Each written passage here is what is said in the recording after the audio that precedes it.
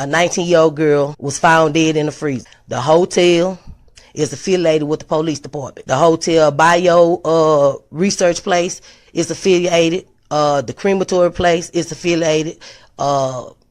Everything that about that hotel is affiliated with that police department in Rosemont. They have the same address. 2 live videos that was posted by those 2 people that's affiliated in gangs, posted live videos in details about what happened to Kenneka, what was going to happen to Kenneka. All that's facts to the case. Everything else is images, is made up, said, and everything. Y'all people have to understand. Y'all got to figure out what's true and what's fake. And even the fake shit, I keep telling y'all over and over, the fake stuff also is telling us the real deal. Hello, ladies and gentlemen. This is Edward Joseph, and let's talk live. Kenneka Jenkins, what really happened? All right, let's talk. Well, today, peoples, has been such an interesting day. I'm here. I am back live, and I am going to talk about some things, peoples. Peoples, Kenneka Jenkins, what really happened? You guys come on in. You guys come on in. You guys come on in, for there's so much to talk about, peoples. You guys come on in. Peoples, I am here. I am back. I am back live. And I am back upon the Kenneka Jenkins case because there has been many things that's been happening lately that many people haven't been talking about, but I am going to go and talk about it because I think that we are finally at the point in time to when things is going to be revealed. TM has literally went off the rocker. TM has literally been running around here and trying to speak upon some things and stuff. Been literally undressing herself in front of the police, and the police hasn't really been doing anything. You know, I mean, had that been any of us that went and taken off her clothes and start dancing in front of the police, I mean, don't you think that some of us would have been immediately arrested and taken down to jail or whatever for indecent exposure and things? It is things that is within this particular case, peoples. It is things that has been happening lately that has been drawing my attention back to the Kenneka Jenkins case. One is TM and the deranged things that she's been doing and whatnot. I mean, is it because that TM has a guilty conscience? Is it that TM was a part of the cover-up? And then it's just like what the lady had said in my introduction. The police was affiliated with the Rosemont Crown Plaza. And all of these other entities was affiliated with the Rosemont Crown Plaza. Now, I wanted to go and I wanted to take a retrospective look, peoples, and things and stuff, because lately I have been sitting back and I've been watching back my old videos and stuff, and I've been watching other people's content and things. And there are some things that I have noticed in all of the Kenneka Jenkins case and all of the things that the people said and the people have did and whatnot. And the one thing is clearly this. The one thing is clearly this. And I want you guys to take notice of this. At the point in time to when they proclaimed that Kenneka Jenkins walked the halls of that establishment, they never provided any full-length video footage. What are you saying, Edward Joseph? Well, what I'm saying is when we had seen all of the other characters as the gang members and stuff, and Monifa and Shemaya and Irene and Bree, and TY and crew, and Tanasia and crew, and then other people that works for the Crown Plaza Hotel. We've seen them in great length. We've seen them in great length. We've seen them walk from one end of the spectrum to the other end of the spectrum without the video being distorted, without the video cutting off, without the video, blurred or vibrating or anything of that nature. We've seen it. We've seen these people walk from one end to the other.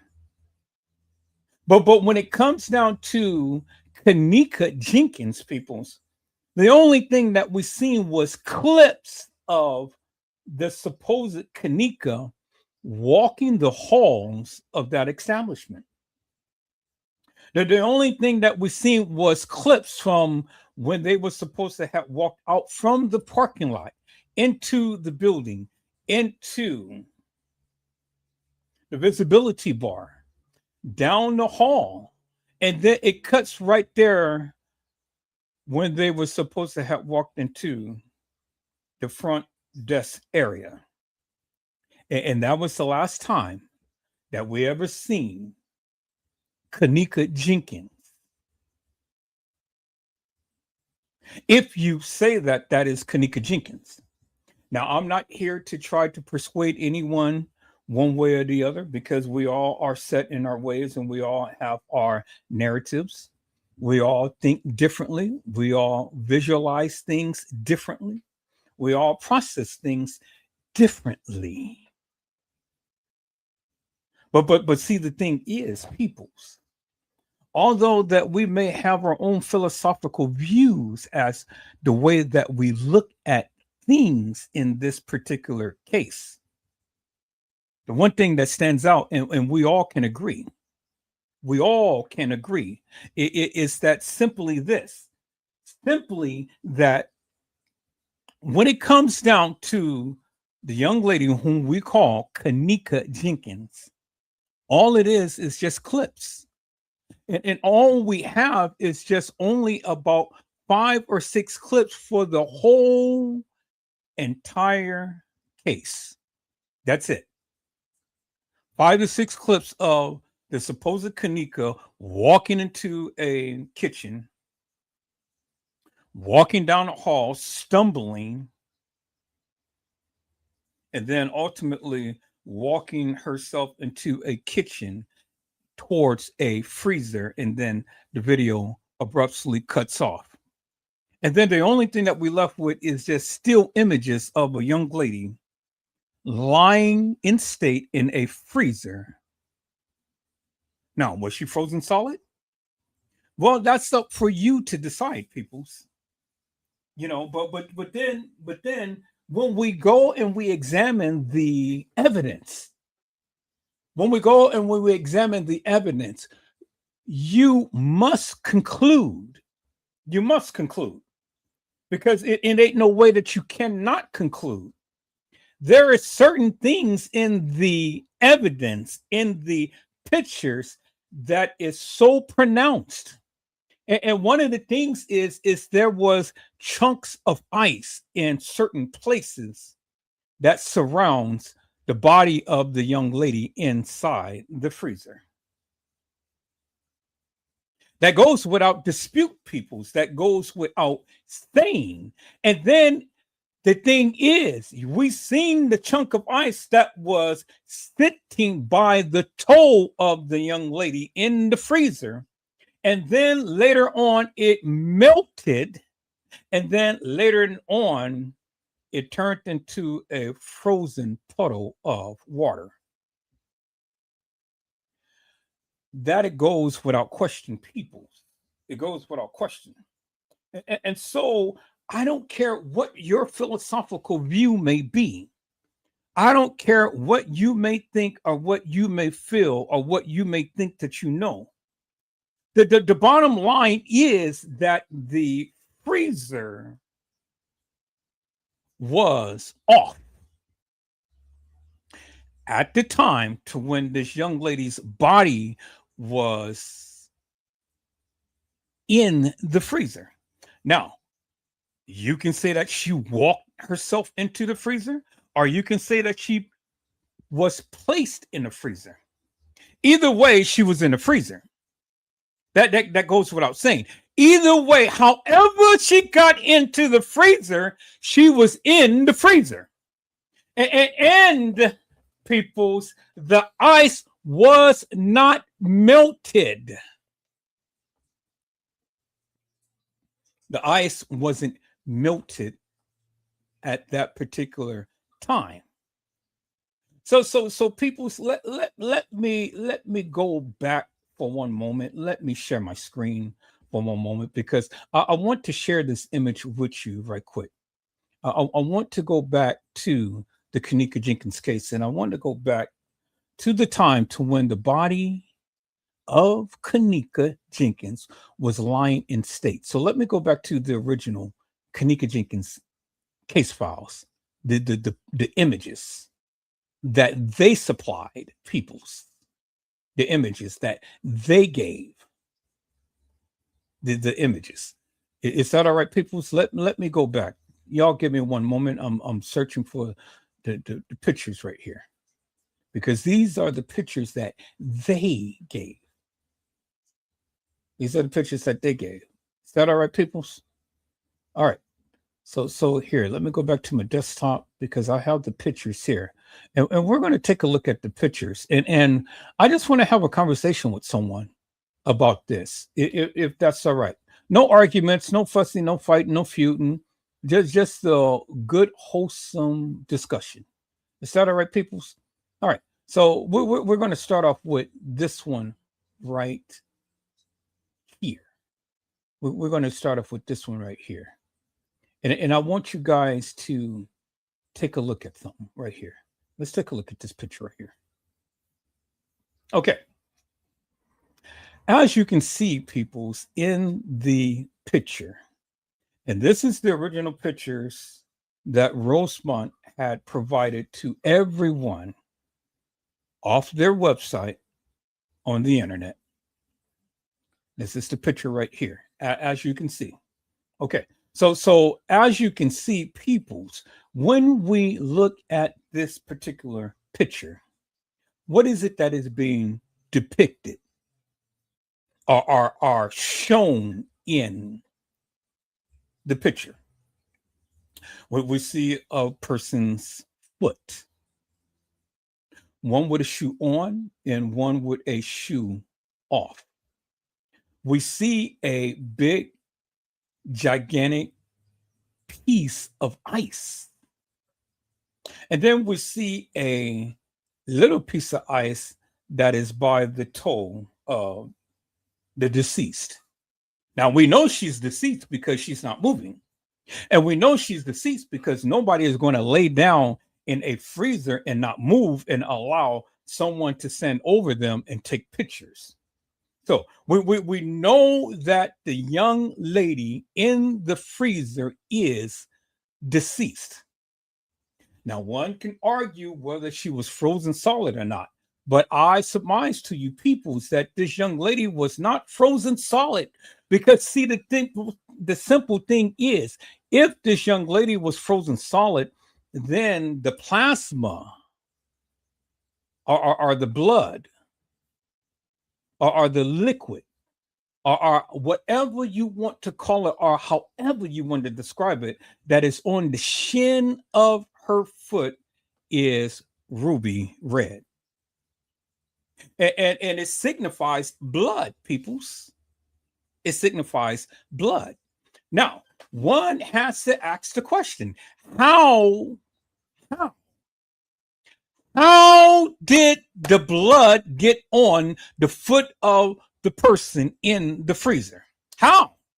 Because I mean, if you was to take off a shoe and you scrape the shoe, right? But then it should be a smearing pattern if you had punctured or erupted the skin while taking off the shoe. Do you see what I'm saying? See, the thing is, people, and we're going to take a look at that foot, because see, the thing is, if the foot was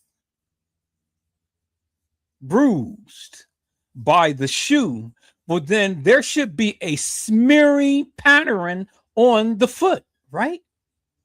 But it's not a smearing pattern on the foot, because the shoe was already off the foot before the body was laid down. Oh, you did not hear what I said, peoples. Boy, let me say that again, peoples. Let me say that again. I said that the shoe was off the foot because the shoe did not cause the injury to the foot. The shoe was off the foot because if the shoe had caused the injury on the foot, then there had been a smearing pattern on the shin of the foot, and the blood would have been in a smeared like pattern on the foot. But that didn't happen, peoples. That didn't happen. And so, and the reason why it didn't happen, because she did not walk into the freezer. She couldn't. If Kenneka would have walked into the freezer, well, then one would have to conclude, absolutely unequivocally and positively conclude, that she was the one who kicked off the shoe off her feet. You will have to conclude that, peoples, because it ain't no other way that the shoe could have gotten off her feet if she walked in.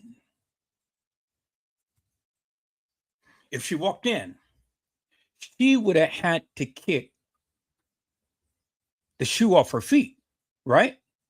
Because see, the thing is, if she walked into that freezer and she kicked the shoe off her feet, that is indicative of the fact, people, that she was the one who caused her own death. Oh, you did not hear what I said, peoples. Let me say that again. I said, if we believe the video that have been surfacing forever and a day about a young lady walking herself into a freezer and laying down and dying, she would have to cause her own death. You would have to conclude that, peoples. You would have to conclude that this young lady had literally staggered all over the establishment, somehow found her way into the upper level kitchen, walked herself into the kitchen, into the trajectory of the freezer, opened up one door to only open up another door and walk herself into a tomb and laid down, kicked off her shoes, and died. That's the only thing that you can conclude, people, if you believe that. But see, the thing is, people, the thing is this, and I had to sit back and I was talking to some friends of mine who wears the badge, the men and women in blue, and we sat back and we had a long discussion, and they had asked me one question. They said, Edward Joseph, I want you to take out all of the theories, take out all of the commentaries, take out all of everything that everybody else had said about this particular case. And I want you to focus upon one thing. I want you to focus upon this particular picture and tell me what you see in the picture. Blank out everything. Tell me what you see in this picture and explain everything that you see. And I sat back and I explained everything that I saw. And they said that, do you believe everything that you see in the picture? And I said, I do believe everything that I see in a picture. And they asked me, why is it that you believe everything that you see in the picture? Do you believe that everything that you see is actual, factual, and true? And I had to sit for a moment and I had to think about it. I had to think about it. And I said, yes, I believe everything that I see in this picture. They said, okay, well, since you believe it, then describe it. Describe what you see. And then tell us, how could that have happened? I sat back for a long time and I analyzed all of the pictures of the young lady lying in state in the freezer. And I described in very detailed terms as to how I believe from what I see has happened. And so then after I had explained it to them, they had asked me another question. They said that, do you believe that she walked herself into a freezer and laid down and died, or do you believe she was carried? And that was easy for me, people. That was easy because I talked about this for many years. I said she was carried. She was carried. And then they asked me the question and said, well, why do you believe that she was carried?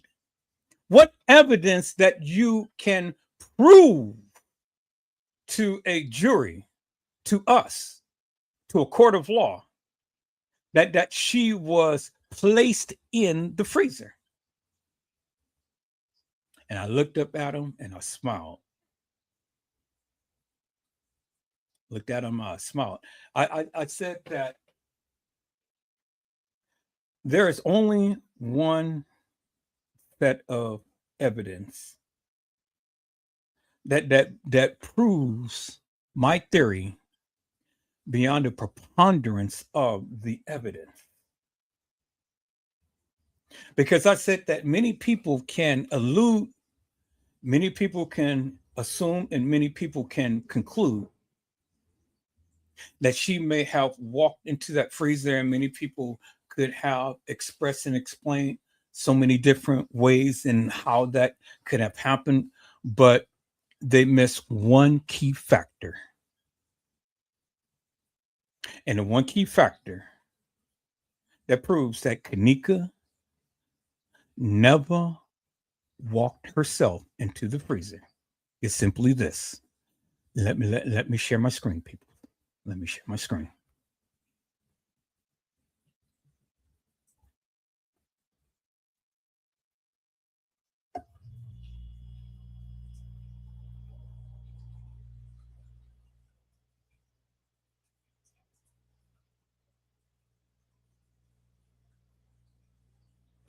This is the conclusion to one's illusion. This is the conclusion right here, peoples. Okay. All right. I want you guys to see something here. Okay. I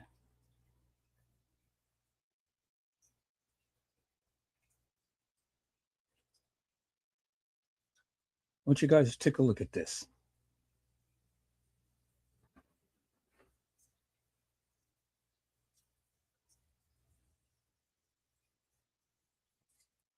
I want you guys to take a real good look at that. And I want you to tell me, what is it that you see? What is it that you see in this particular picture here, peoples? Tell me what you see. You see a foot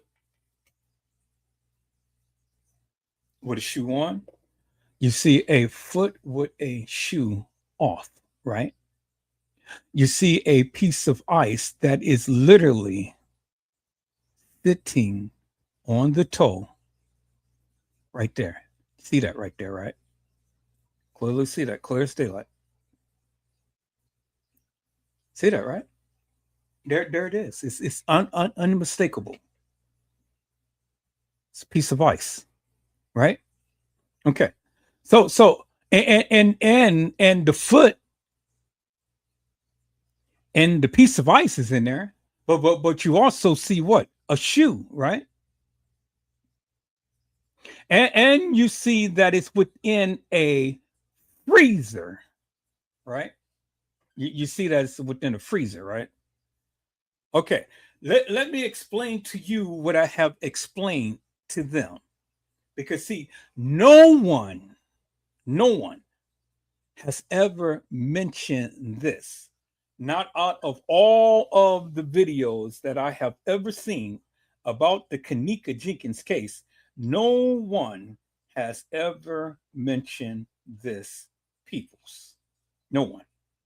And I guarantee you that no one has ever mentioned it. Okay. They mentioned this because I mentioned this. You see what's back here, right?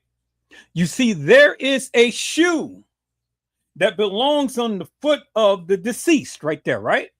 You see the shoe, right? But adjacent to the shoe, you see burnt plastic, right? You see burnt plastic. Okay?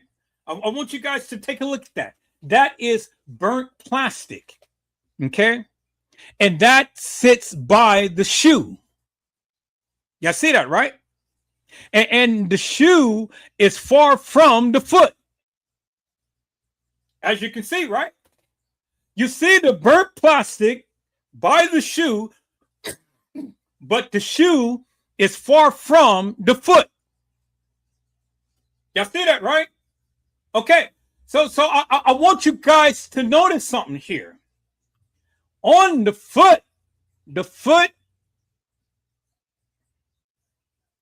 has some type of trauma to it. Look at the ankle. The ankle has some trauma to it, right? And then look at the shin of her foot. See, there's little specks of blood right there. There's bruising right here. And then there's bruising around the ankle. Y'all see that, right? So how did that bruising occur? Well, peoples, the only way that you can get that type of bruising if a person is dragged. Do you see what I'm saying? A person had to be dragged, and she had to be dragged on the side, which you can see right here. Only this part of the leg and only this part of her bottom had came in contact with the floor. Not this area right here, not the thigh, but the bottom and the calf and her ankle. Clear as daylight. She was dragged, peoples. That's indicative of the fact that she was dragged in the freezer. She was placed in a freezer, but she was dragged. She was dragged in different positions in that freezer, because that's where you get the abrasions right here. You see that on the ankle, and the ankle comes in contact with what? the floor. Clear as daylight, people. There it is. That's why you see the bruising on the ankle. That's why you see the abrasion, the scraping, like pattern. Because see, people, I surmise to you, a shoe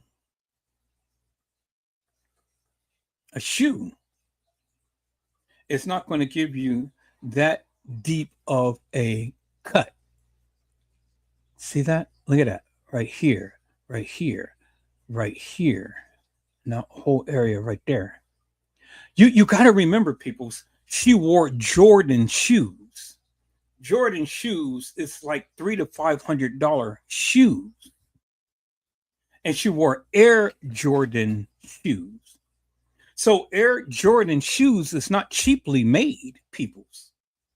And so whether you wear socks or whether you don't wear socks, it is comfortable and it has cushion and padding within the shoe, within the soles, within the ankles, within the arch of the shoe. It wasn't cheaply made. So a Jordan shoe that is expensive as it is, it's not going to cause this type of bruising on the ankle. You see that, peoples? I said, did you see that, peoples? And it's not going to cause this type of bruising right here, too. Because, see, the thing is, peoples, if she wore the shoe, well, she did, and she kicked off the shoe, you would have had a smearing type of effect on the foot. But you don't have a smearing type of effect on the foot, peoples. See, if you wear form-fitting shoes and you pull off your shoe and she had an abrasion, the pattern would have been a smear mark on the foot, but there is no smear mark on the foot.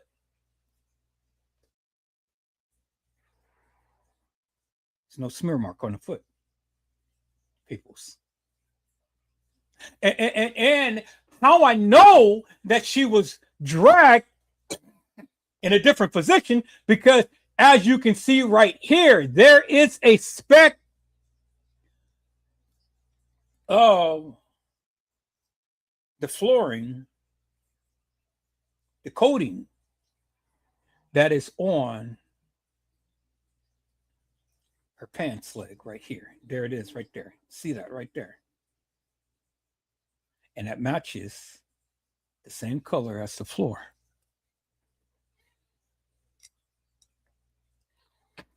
Which is indicative of the fact, people, is that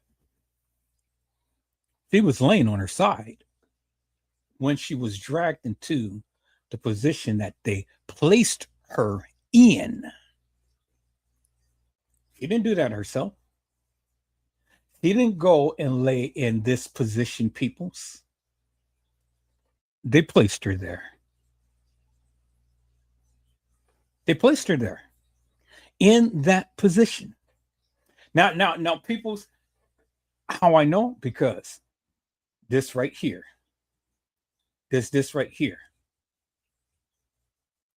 See, the thing is, peoples, the thing is, and this is a dead giveaway, and this is the one piece of evidence nobody in this whole Kenneka Jenkins case has ever talked about.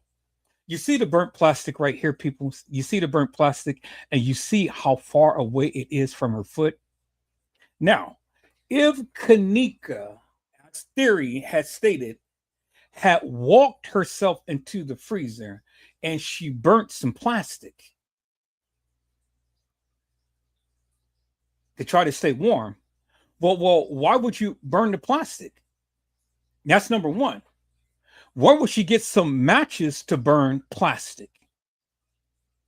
Because if the freezer was on, it ain't no way that you can be able to start a fire in a closed freezer.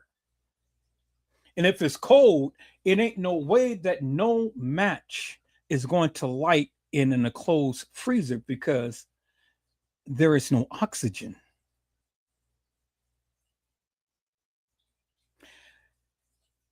Fire has to have oxygen. And if you are in an enclosed environment and the freezer is on and the blowers is blowing cold air, how in God's name are you going to ever start a fire in a freezer? You can't. You absolutely can't. And how I know that she did not start the fire because of the simple fact that if she was to walk into the freezer door had to close up on her, right? And if the freezer door had to close up on her and locked her in, peoples, tell me how in God's name did the lipstick, the lip gloss, get out on the door hinge in the plastic? How? How did it get right here, peoples? And then look by the plastic right here. There is a piece of burnt plastic on the outside. Not only is that the only burnt piece of plastic, but look right here, peoples. We got it right there, and we have it, bingo, right there. And this would have been under the door jamb because the door would have closed and blocked that area right there. So it would have been virtually impossible, peoples. It would have been virtually impossible for the black plastic to get outside on the door jamb right here, outside of the freezer. Bingo to the bingo. That is the one piece of evidence that clearly proves unequivocally and undeniably, peoples, that Kenneka never walked herself into the freezer. Because as you can see, peoples, the door right here, it had to cover this part right here. And this part right here, the edge of the door, would have stopped right there. How did the burnt plastic get from way over here to right there on the outside of the freezer? And the door would have been closed if she was burning plastic.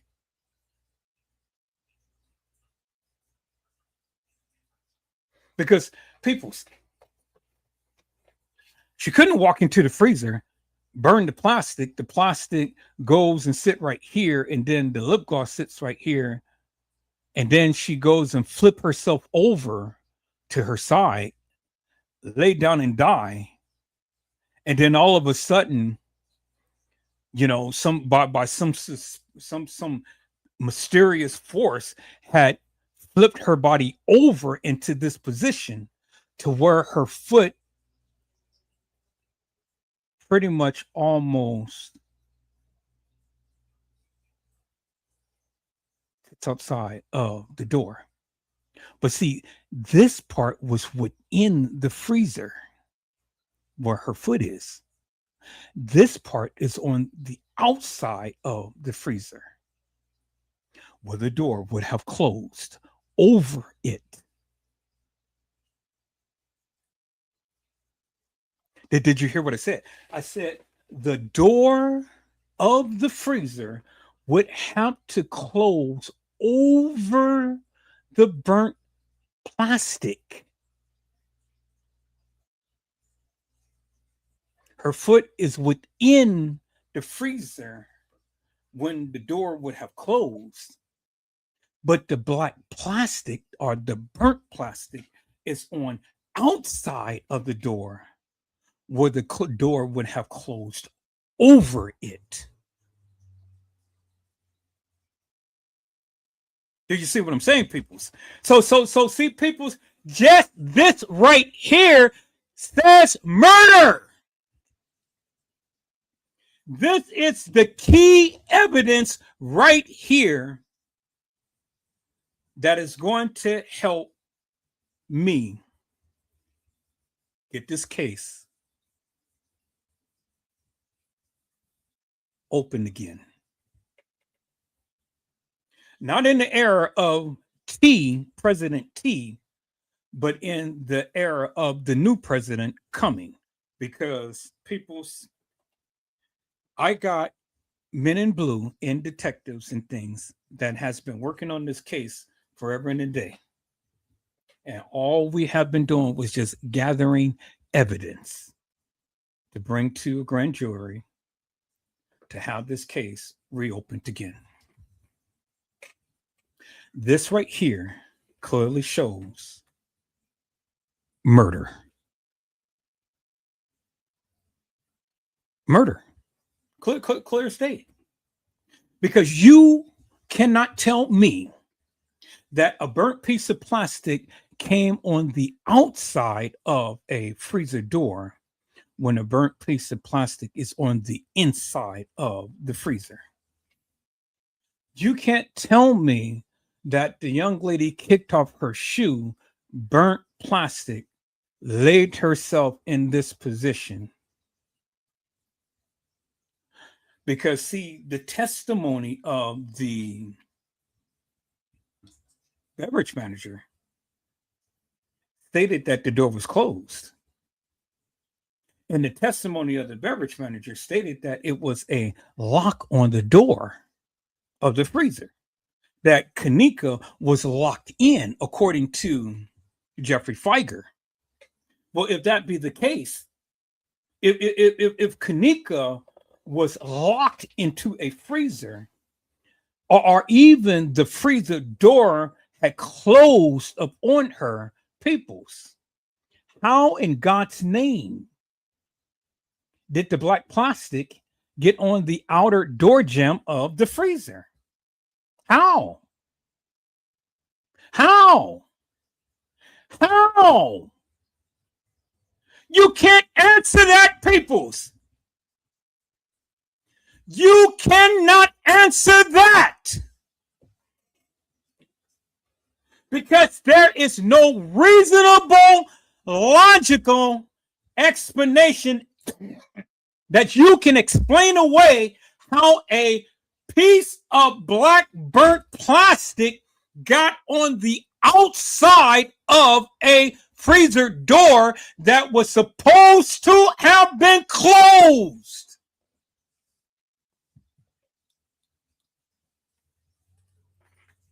You can't tell me, peoples.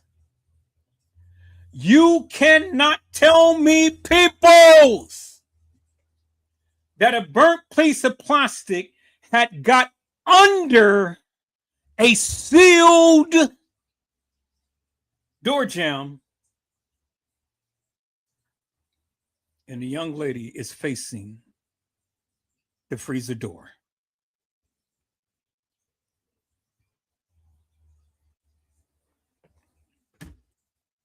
There it is right there, peoples. It's in your face. I said it's in your face, peoples. You cannot explain that away. I don't care what your theory may be. You cannot give me a reasonable, plausible explanation as to how this could have happened, people. How did the plastic get under a sealed door outside of the freezer? See, all you analytical theologians out there that ever talked about the Kenneka Jenkins case, you never looked at the evidence. See, I told you, God gives me eagle eyes. God allows me to see what you couldn't see. And for years, everybody had this certain theory about Kenneka Jenkins and this and that and the other, but nobody has ever explained the black plastic outside underneath a sealed door. Nobody has ever explained that, peoples, other than Edward Joseph. The evidence is right there, peoples. It's in your face. Clear as daylight. Right there. I see my peoples had came in.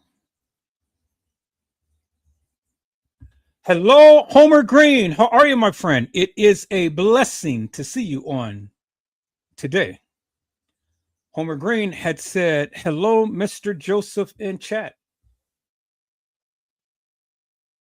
As you can see, Mr. Homer Green, I have literally had to come back and ask the people the question. Kenneka Jenkins, what really happened? And Mr. Homer Green, no one could ever come to my live to exegese or literally explain things, my findings that the good Lord had given me to see and to express to the people. Nobody has no explanation for that. Because see, everybody comes with all of these different theories. I come with facts, hardcore facts that cannot be explained easily away. And this right here, Mr. Homer Green, clearly shows Kenneka was murdered. She was murdered. It wasn't no accident. She was murdered. Clear as daylight. Monifa, Shemaya, Bree, Irene, TY and crew, Tanasia and crew, even TM knew that Kenneka Jenkins was murdered.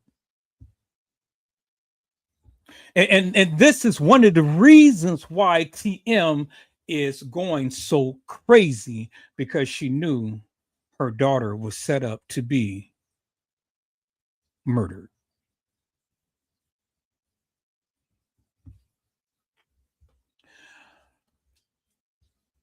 All right. Let me do this, people. So let me go to TikTok. Let me go to TikTok. I know I can't show much, as it pertains to TM, but I can show some things. Let me go to TikTok. Because there were some things that on TikTok that some people had stated. And then they have shown.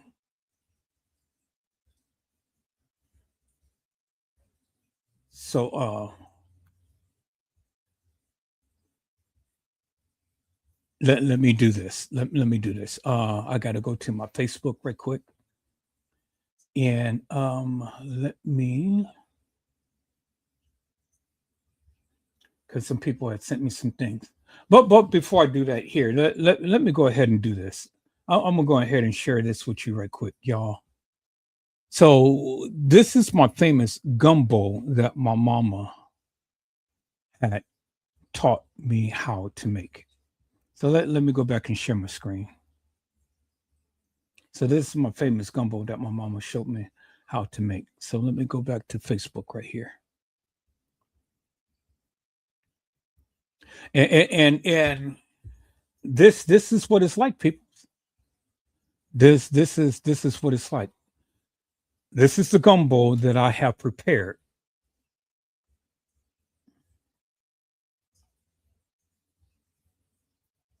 See that? Y'all see that?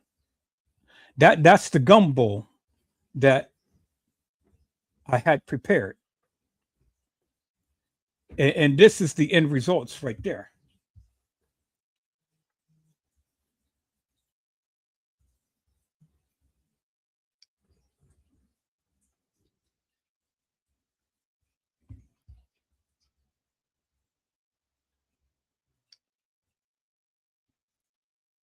That's what I prepared on last night, peoples.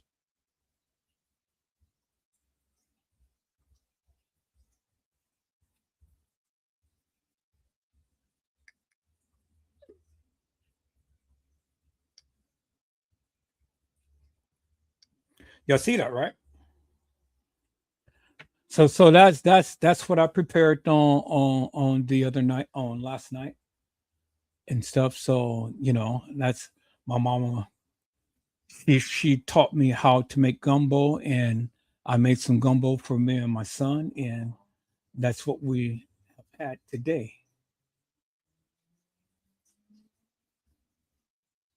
And so here, let me share this with you guys too.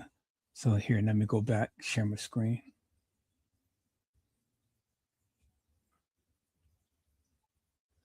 Let me go back to right here. Okay, so this is my jumbo shrimp right here. I went on and cleaned up the shrimp and things. It's my jumbo shrimp because I love shrimp. I like big shrimp. So it's my big shrimp.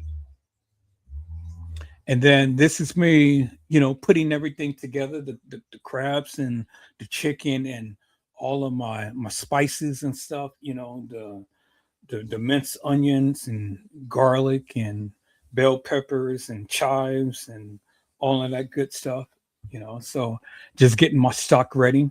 I done made my roux and everything and stuff, got it in the pot, letting it really just, simmer and things. Then I go, that's the final topping at my shrimp. And I cooked all of this in the Instapot. And then there it is right there, people. It all got cooked down and stuff. And I added my roux, my stock, all of my good stuff, the shrimp and chicken and crab and all of that. And there's the end results right there. Bingo to the bingo, peoples. And that's my gumbo. That's what I made on last night, peoples. Yeah, that's what I made on last night. All right, so let me do this right quick. I'm gonna put this on. Let me take a look at something on my Facebook because I know I can't share everything. I only can share some things, but I can't share everything. So let me see here. Okay, I'm gonna share this right here. This is what this guy had said. So let me go back, people. So let me share let me share this screen. So I'm gonna share it like this. I'm gonna remove that. I'm gonna share my screen this way.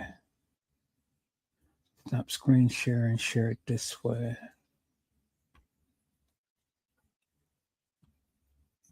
All right, let's listen in, peoples.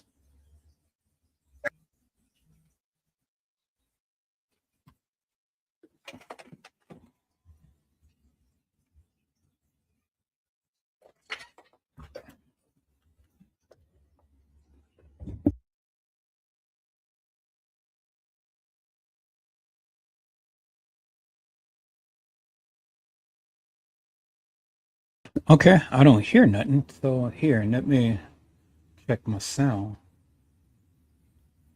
Okay, I don't hear nothing. So here, let me.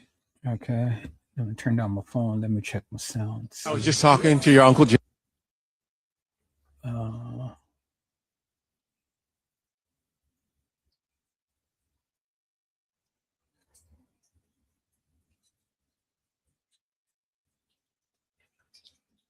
Check that. After all this time, these people are still not telling the truth about what happened to Kenneka Jenkins. And ever since her mother, Teresa Martin, received that $3.7 million settlement, shit ain't been right. Allegedly, they found Teresa. All right, so let me turn up the sound.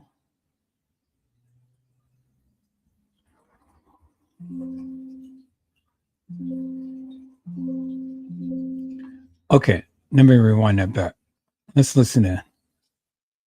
After all this time, these people are still not telling the truth about what happened to Kenneka Jenkins. And ever since her mother, Teresa Martin, received that $3.7 million settlement, shit ain't been right. Allegedly, they found Teresa Martin unclothed and unresponsive. It's like bad luck has been following her ever since she accepted that money. Mind you, this ain't the only time that she's been reportedly in the street acting unlike herself with no clothes on. But apparently something is seriously wrong with her. And after she took that money from them people, she has never been the same. Now, if y'all don't remember the Kenneka Jenkins case, I'm going to be 100% honest. That Kenneka Jenkins case kept me up for nights when it first happened. I could not sleep because I couldn't believe that something like that can happen to a young girl with all of her friends present and nobody knew anything. Now, I don't know if y'all familiar with Zach TV, but Zach TV was a guy that almost tracked the Kenneka Jenkins case. He had all details. He had all types of information. He sounded like he knew everything that was going on. He sounded like he was going down the right track. And I'm guessing that information put him in a jam because y'all know what happened to Zach TV, right? And if you don't know what happened to him, I'm not going to put it here. No disrespect to the family. You can search it and go down that rabbit hole. Let's just say that he's not here with us anymore because he found out some things. And let's just say whoever had anything to do with Kenneka didn't like the information that he was given. Then you have people mentioning Selena Gomez, Bill Murray, and that's a whole nother rabbit hole in itself. And if you don't know about the case, let me give it to you briefly. Kenneka Jenkins went to a hotel party with her friends. She was on live, they was drinking, she was having fun. She got a little bit tipsy. She left the room. She was supposed to come right back, she never came back. And then you fast forward. Video clips of her walking around the hotel. Needless to say, the night that she was partying in that hotel with her friends would be her last night on this earth. They found this girl in a freezer, frozen to death. And allegedly, they're saying that all of this was an accident. Her mom, along with everybody on the internet, was fighting tooth and nail to find out what happened with her. And then her mom took that money. And now, well, you see the outcome. The truth is still not out. I'm out. After all this time, these people are still not telling the truth about what happened to Kenneka Jenkins. And ever since her mother, Teresa Martin, received that $3.7 million settlement, shit ain't been right. Allegedly, they found Teresa Martin unclothed and unresponsive. It's like bad luck has been following her ever since she accepted that money. Mind you, this ain't the only time that she's been reportedly in the street acting unlike herself with no clothes on. But apparently something is seriously wrong with her. And after she took that money from them people, she has never been the same. Now, if y'all don't remember the Kenneka Jenkins case, I'm going to be 100% honest. That Kenneka Jenkins case kept me up for nights when it first happened. I could not sleep because I couldn't believe that something like that can happen to a young girl with all of her friends present and nobody knew anything. Now, I don't know if y'all familiar with Zach TV, but Zach TV was a guy that almost tracked the Kenneka Jenkins case. He had all details. He had all types of information. He sounded like he knew everything that was going on. He sounded like he was going down the right track. And I'm guessing that information put him in a jam because y'all know what happened to Zach TV, right? And if you don't know what happened to him, I'm not going to put it here. No disrespect to the family. You can search it and go down that rabbit hole. Let's just say that he's not here with us anymore because he found out some things. And let's just say whoever had anything to do with Kenneka didn't like the information that he was given. Then you have people mentioning Selena Gomez, Bill Murray, and that's a whole nother rabbit hole in itself. And if you don't know about the case, let me give it to you briefly. Kenneka Jenkins went to a hotel party with her friends. She was on live, they was drinking, she was having fun. She got a little bit tipsy. She left the room. She was supposed to come right back, she never came back. And then you fast forward. Video clips of her walking around the hotel. Needless to say, the night that she was partying in that hotel with her friends would be her last night on this earth. They found this girl in a freezer, frozen to death. And allegedly, they're saying that all of this was an accident. Her mom, along with everybody on the internet, was fighting tooth and nail to find out what happened with her. And then her mom took that money. And now, well, you see the outcome. The truth is still not out.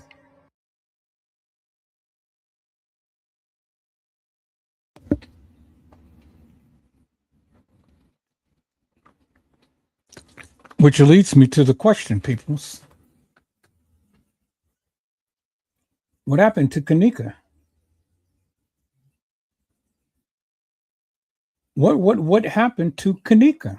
What really happened to Kenneka, peoples? You know?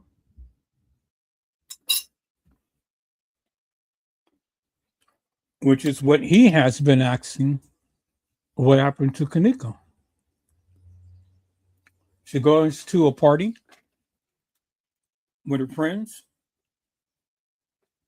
Supposed to be the one that gets drunk.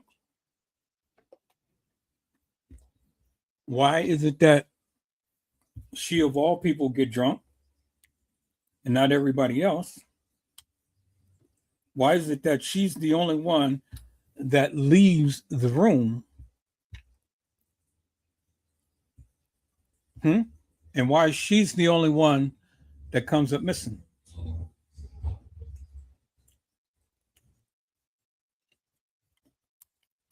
According to her friends. And then conveniently, everybody has an excuse as to what they were doing and why they were doing it.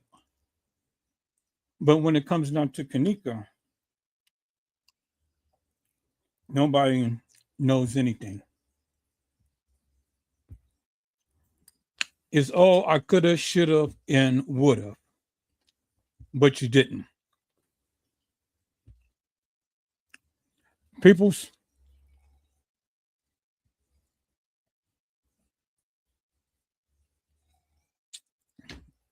what I have showed you today cannot be explained away by nobody, because it clearly shows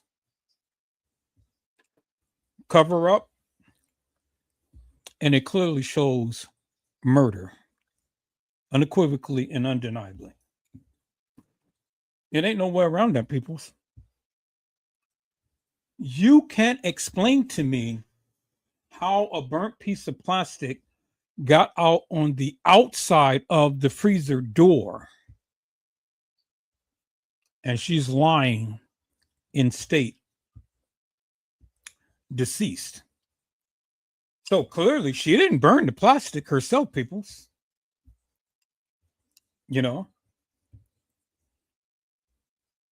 she didn't burn the plastic herself. Because it's impossible. And the reason why I say she didn't burn the plastic herself, because one of two things has to happen.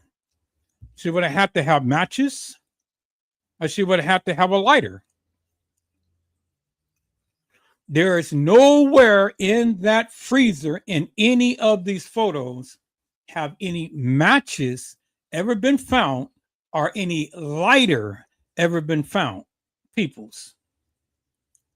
And then the question is, why would she burn plastic in the first place? I mean, it's like the plastic is really going to keep you warm, really? No, people, that doesn't make no sense. The plastic is only going to be toxic because burning plastic in an enclosed environment only lessen your chances of survival. It's like a carcinogen, peoples. Have you ever smelled burnt plastic?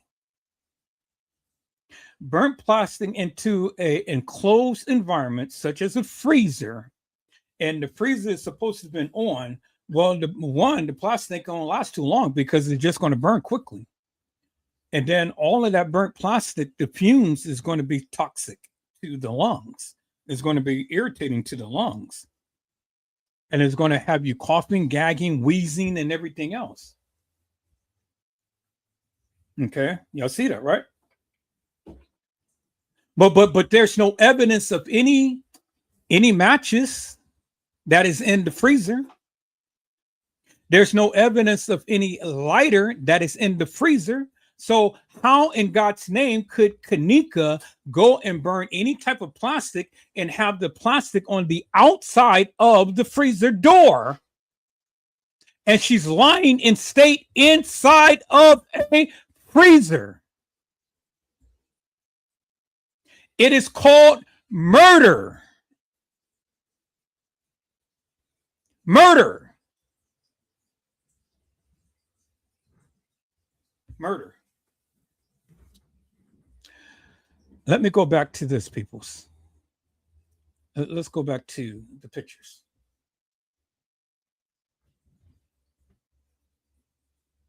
Okay. As you can see, peoples, the ice cube is under the toe. And there's a big chunk of ice in the corner of the freezer. Why would a young lady go and lay down with a cold piece of ice touching her toe? Why? Help me to make that make sense. I'm just batting down all of you people's theories, because all of you said, "Oh, well, she walked herself into the freezer, laid down and died, and it was an accident." Well, how is it an accident? How is it an accident, peoples? Explain that to me. Why would she lay herself down with one shoe off in a cold environment, which kicking off the shoe is just going to make her even colder than what she would have been, and then lay herself down on a piece of ice? Why? Doesn't make no sense to me, right? Doesn't make no sense to you either. Because it didn't happen that way, peoples. She didn't walk herself into the freezer, and then she didn't lay down and die.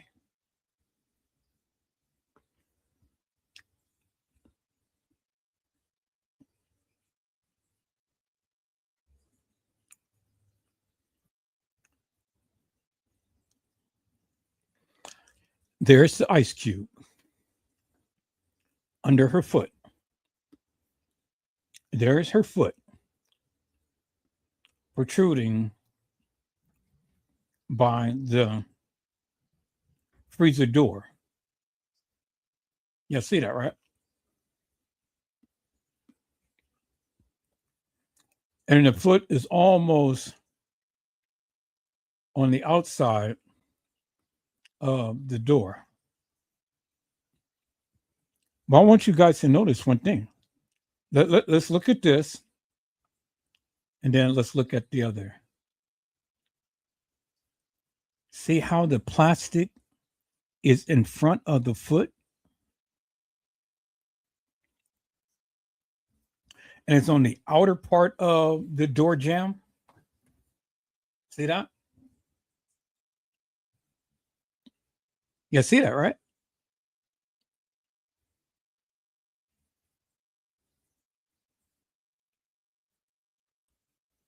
You see that, right?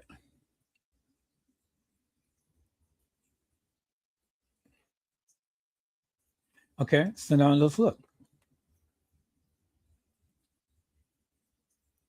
Now let's look at her body. So there is plastic that sits under her elbow. There is ice that sits around her elbow. And there is burnt plastic. And then there's pieces of the floor that is in the grout area of the tile that's on the floor. See that? And then there is pieces of burnt plastic that had literally adhered to the back of her pants. And then there is the piece of the tile that was on the floor of the freezer. See that? That's a little patch of burnt plastic. A little patch of burnt plastic. See that? And then there is her scrunchie that is sitting right under her. And someone just took off and just threw right under her. As you guys can see. See that? So you mean to tell me that she would have burnt the plastic,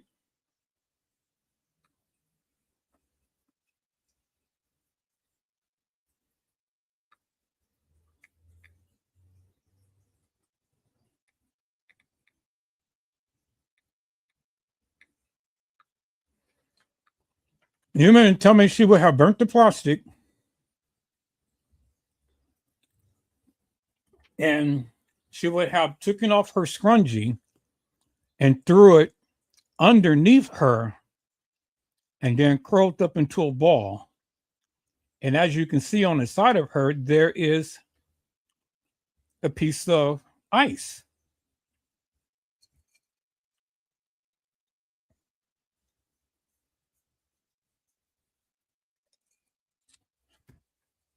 As you guys can see.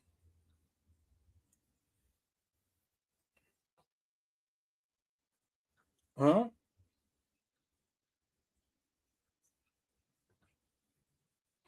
See that? So she is going to burn plastic when there is ice under her elbow. Her back is exposed.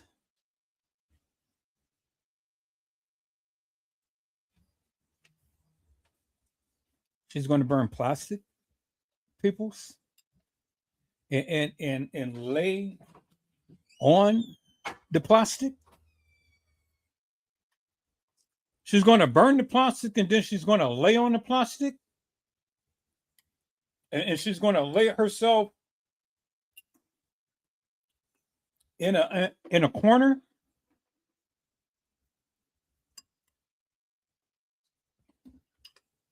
Really?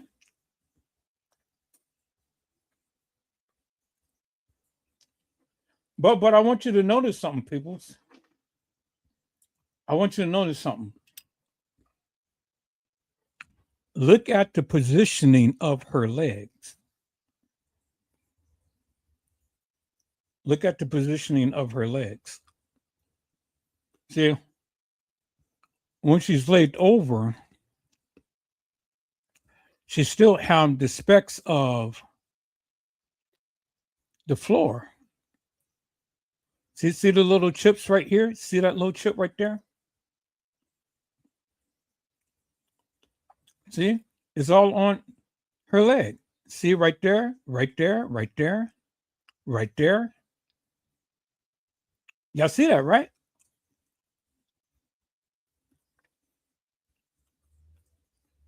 See the little chips, peoples? And then on the back of her pants, there it is right there. So that's indicative of the fact, people, that she was laying on her backside. But I want you to take notice of something. Look at her legs. Look how the legs is still in the same position.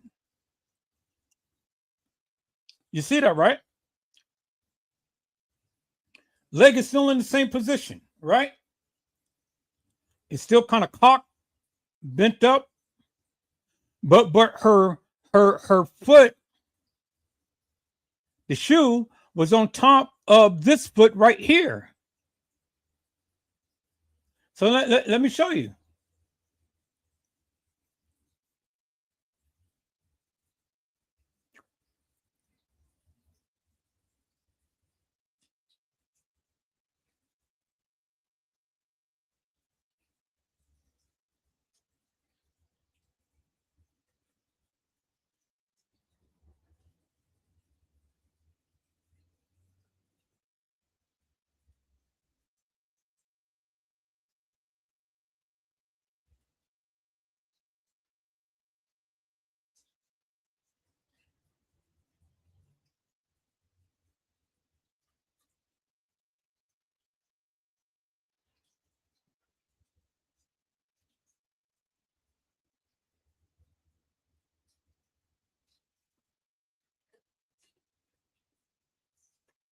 See?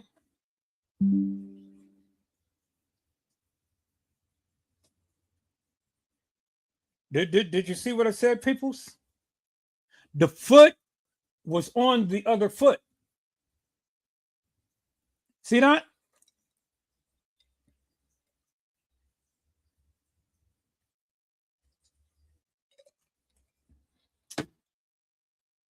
You see that, peoples? And then I want you to look at the shoe. There is another speck of the floor of the freezer on her shoe. That is indicative of the fact, peoples, that the flooring in the freezer was old. And that if anything comes in contact with it, bits and pieces of the floor is going to chip off and is going to be on the clothing or the attire of the person, as you can see right there. You see that, right? Look at the chip. There it is. There's the chip right there, peoples. It's on her what? On her shoe. It's on the shoe. It's right there. And look how her foot was positioned, peoples. One leg was over the other, meaning the shoe was on the foot.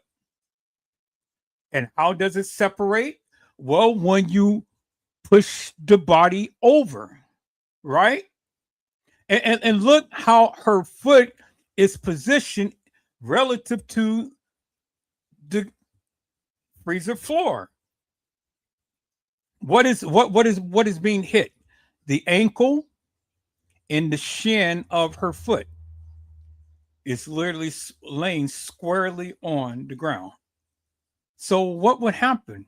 The only way that you can get that abrasion mark is if someone just dragged you back and flipped you over. Do you see what I'm saying, peoples? Now do you see it? Now do you get it? They had to drag her back in order to get that mark up on her ankle. Because that's the only way that she's going to get that type of mark on the shin of her foot and her ankle. They dragged her back a little bit to position her to flip her over, as you can see in the picture. You see that, right? But notice one thing, peoples. She is in that position, and look, burnt black plastic. So she's already deceased, and there is burnt black plastic, which is indicative of the fact, peoples, that she could not have burnt the plastic herself. The plastic was already burnt while her body is lying in state.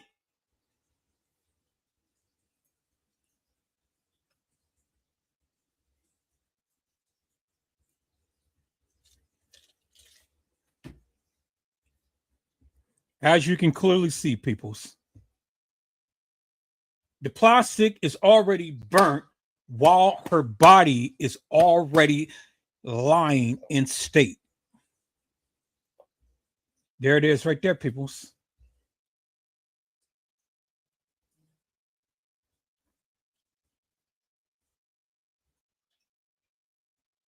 And then look, it's burnt black plastic under a dime. And here's the other dime. Right there by her leg.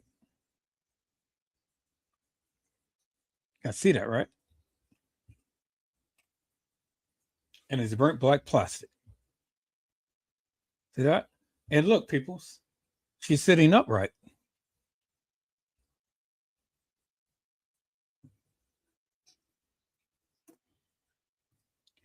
She's sitting upright, peoples. As you can see, she's sitting upright. See that? And then look at the tuft of her hair. That ain't how she wears her hair. That ain't how the wig is designed. See that? Tuft of her hair. Because with the water and soap or whatever that's pushed all up on, poured all up on her hair and stuff, it curled the hair. Look at the hair, peoples. Look at the hair. And you can see it's some type of soap or something, because water really doesn't glisten like that. It's some type of liquid, something that is on her. Which, in a testimony of TM, she said that she had soap and water in her hair. Y'all hold on for a moment.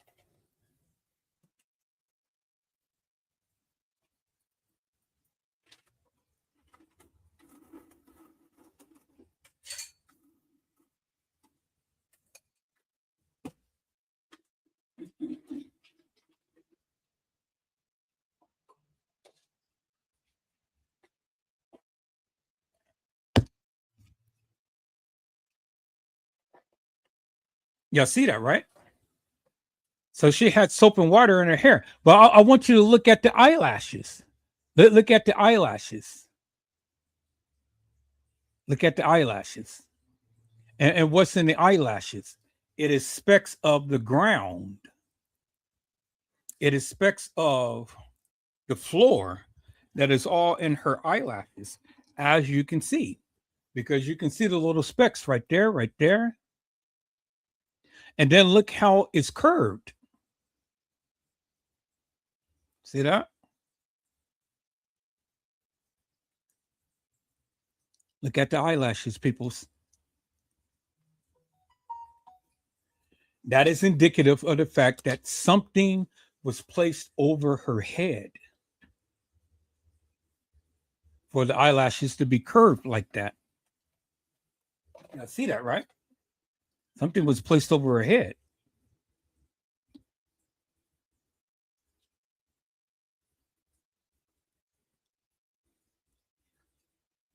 Yeah. Look at her hair. It's got all of this. It's all matted and it's got all of this little stuff in it. See that?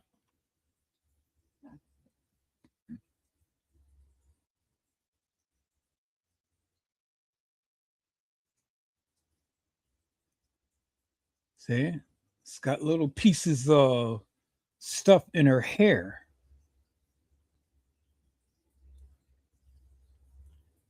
See that?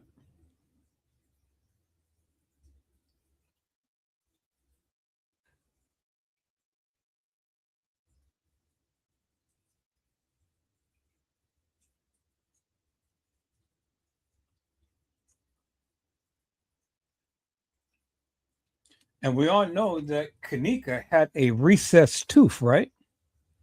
But there's the tooth. The tooth is in there. We know that Kenneka had a recessed tooth, right? So there's the tooth. The tooth is still in her mouth. Y'all see that, right? And then here's the curvature of her lip, and there's the dip in the lip. And Kenneka had a kind of like a booty lip. So here's the bing bing right here.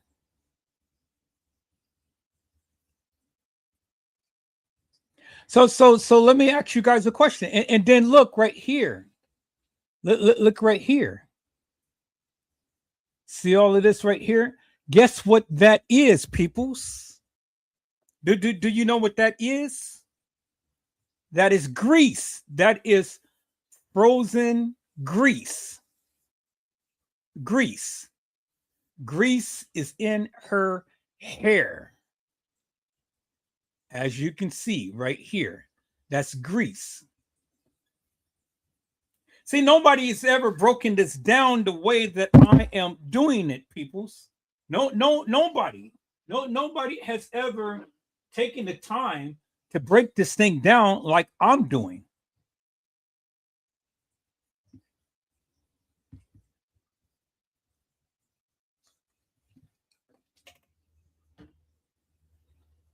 You see that, peoples? And then look, there's more grease in her hair. There it is right there. There it is right there. There it is right there. All of that grease in her hair.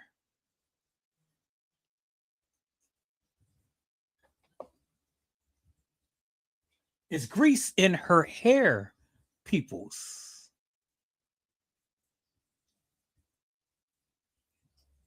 Now, I'm going to ask you guys a question.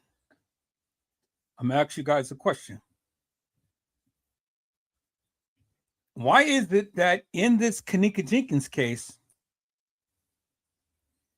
TM never showed a more up-to-date picture of Kenneka? Why they never showed a very up-to-date picture of Kenneka? Why is it that they only show baby pictures of Kenneka? All right, so here, let's do this, peoples. Let's do this. I'm gonna have that right there. Then let's look at some of these other pictures that they had of Kenneka.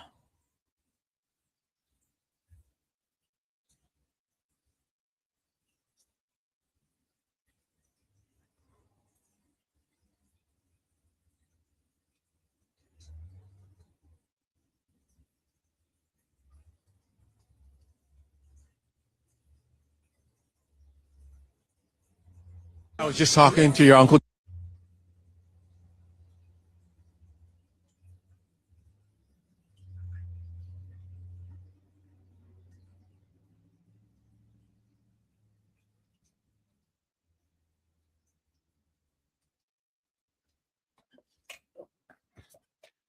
Let's do this, peoples.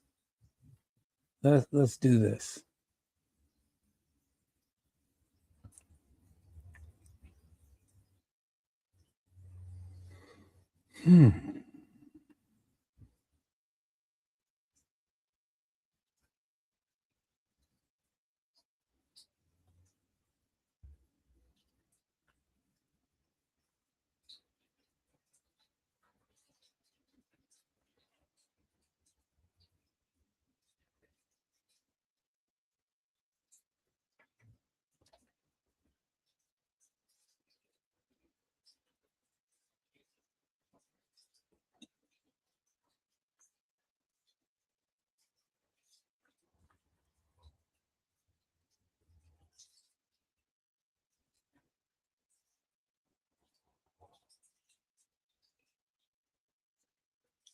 Do you guys see something here, peoples?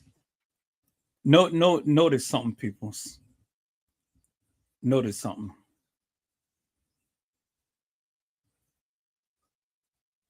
You guys see it? See how distorted this picture is? See how distorted this picture is, and how the side of the face ain't even smooth like the rest of the face right here. You see the eyes and how the eyes is all blotched up and things. Y'all see that? Kind of like a makeshift put together photo. Do you see it, peoples? See the picture?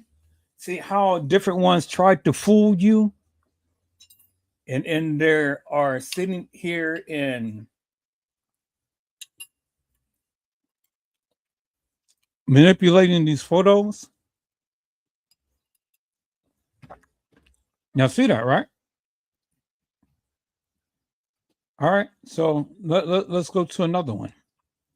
I just want to point some things out, peoples.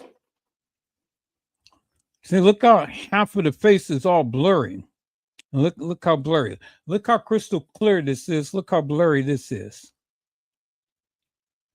Y'all see that, right? Okay. Let's go to another one.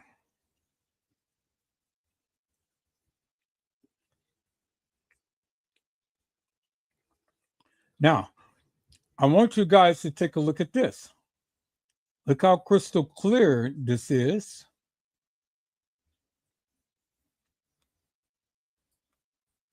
Okay.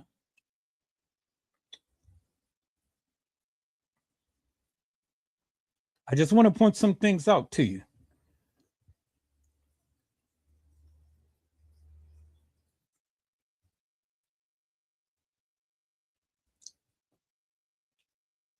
Okay, let's go back to the other picture.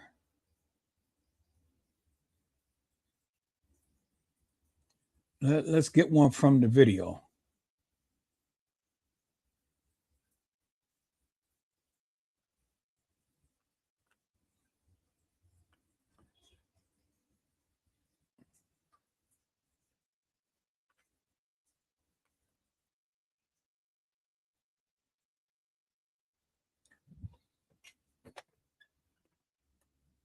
Okay, so let's look at this picture here, peoples. Now, this is supposed to have been Irene.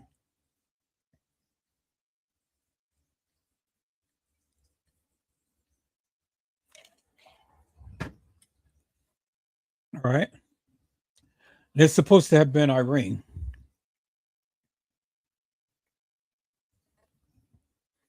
With the part in her hair. And the thing over one shade of glasses and the other glasses right here. Okay. So let's take a look at that. I just want to point out some things. And then let's look at this one right here.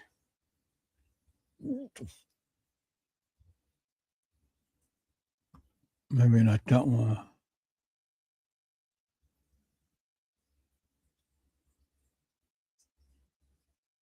Let's look at this one right here.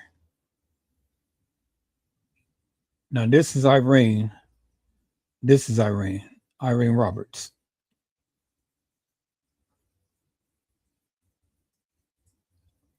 Okay.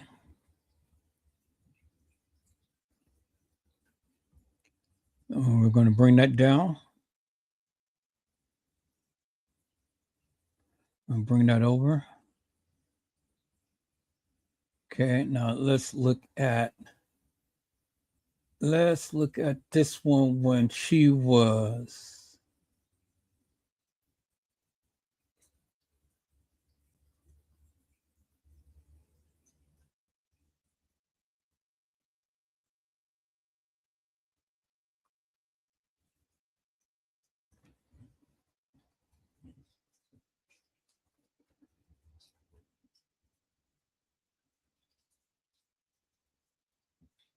okay, let's look at that one.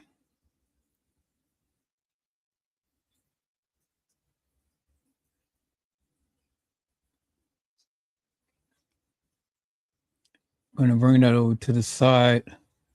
We're going to bring that right here. We're going to bring that right there.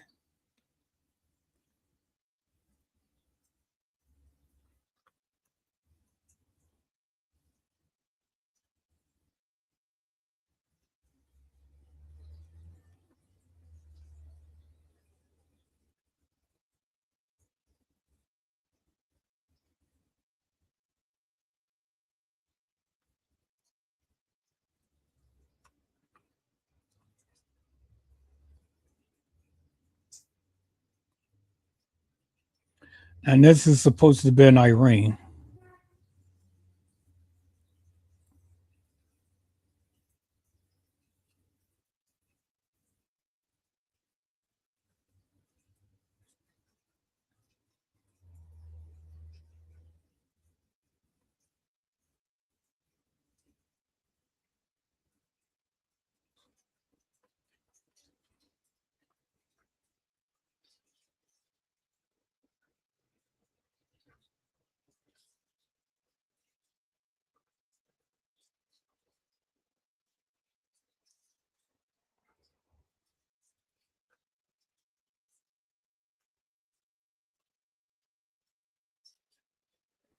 All right. So that's supposed to be in Irene.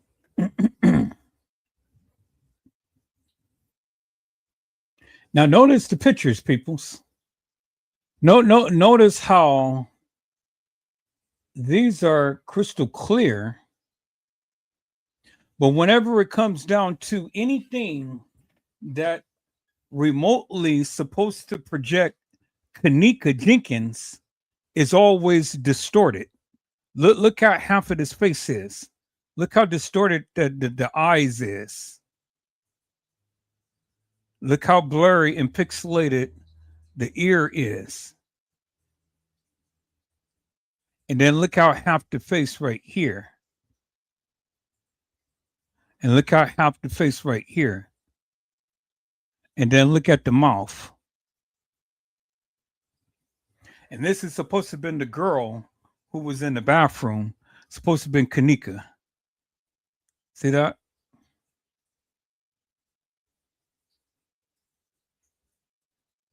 Y'all see that, right? This is supposed to have been Kenneka Jenkins. And look how thin she is. Now let's go back to the picture right here in the freezer. Look how thin and look how thick this girl is. Y'all see that, right? You clearly see it. So it ain't no distortion in the picture right here, but it's a distortion in the picture right here. And why is it that every time that they want to try to show Kenneka Jenkins, the picture is distorted?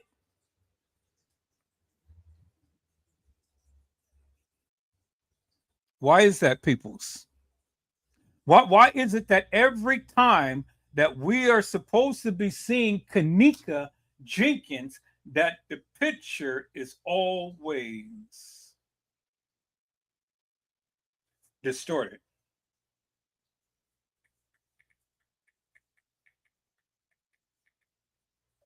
Why is it that it's always distorted, peoples? Why is that? Because it's called cover up. Now, let me go a little further, peoples. Let me go a little further here, so I can show you some things. Now, this is the person that had supposedly walked into the establishment. Okay, let me show you. Let me show you the person. Supposedly, I walked into the establishment.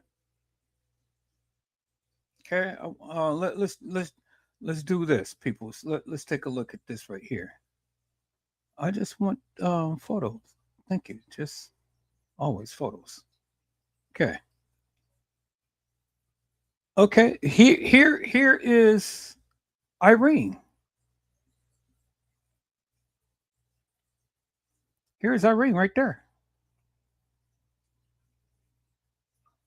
Okay. That's Irene.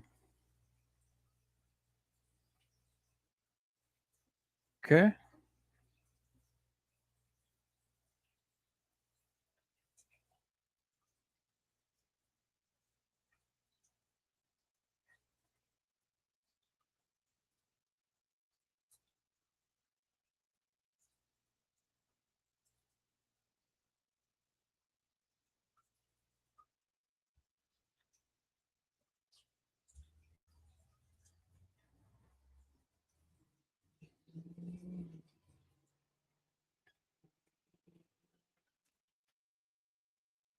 That's Irene Roberts, peoples.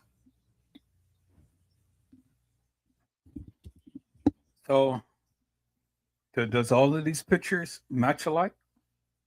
I mean, we know that's Irene because we can see the lips and we can see the way that the nose is, the way that the nose is. So we know that this is Irene. That was Irene. No doubt. That was Irene. But what happened when she first started off until she got right here. What happened? And we know that she's in the same room because we can see the lighting from when she first came to the establishment, and she was laying down in a bed and she was showing a video of herself. What happened from that time? So she didn't pop the pill yet, right? When she first came to the establishment, she didn't pop the pill because she wasn't disheveled. Her hair and everything wasn't disheveled, peoples. When she first came online and lying in the bed and showing her muffin top. You guys remember that? You guys remember the video, right? She was not disheveled. But see, the thing is, peoples, the thing is, and this is the major question right here. Was it on the same night?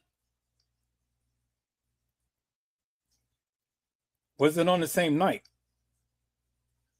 That's the question. That's the question, people. Was it on the same night?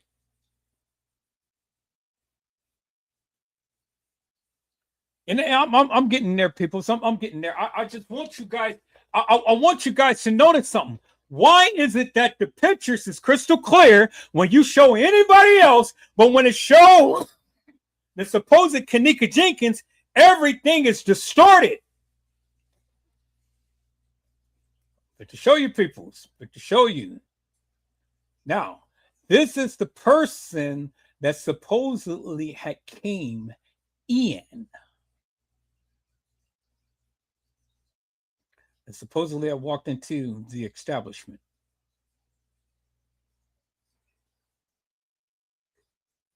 The person right here. Now, y'all say, oh, that's Kenneka. Does that look like Kenneka, peoples? Look at the shape of the face. Long chin. Kenneka's face is oval. Why is it that this person, when we zoom in, we can't really get a crystal clear cut video of the person walking in? Why is that? Why is it that we can see Shemaya, Monifa, Bree, Irene, and everybody crystal clear, but when it comes down to the supposed Kenneka, we can't even get a real crystal clear image of her? Why is that?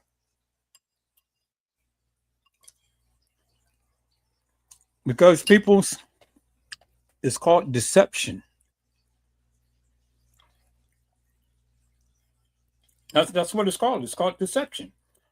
That is exactly why TM has never came with a up-to-date photo of Kenneka.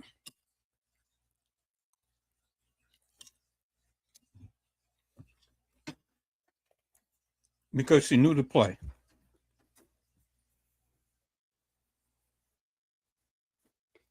When TM came to the establishment and said that she was looking for her daughter,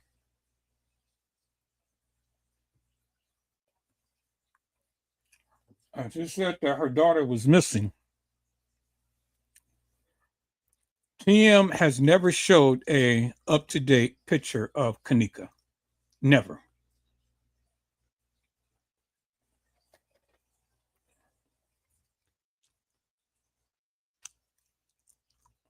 Okay, let me go here.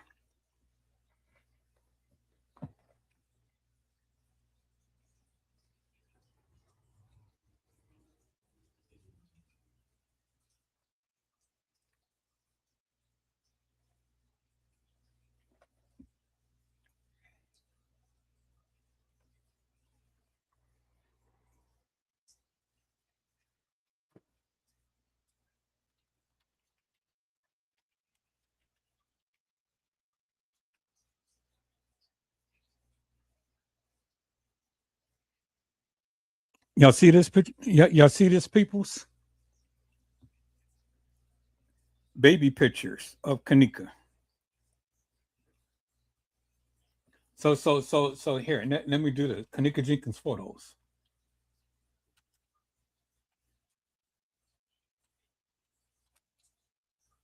TM knew exactly what she was doing.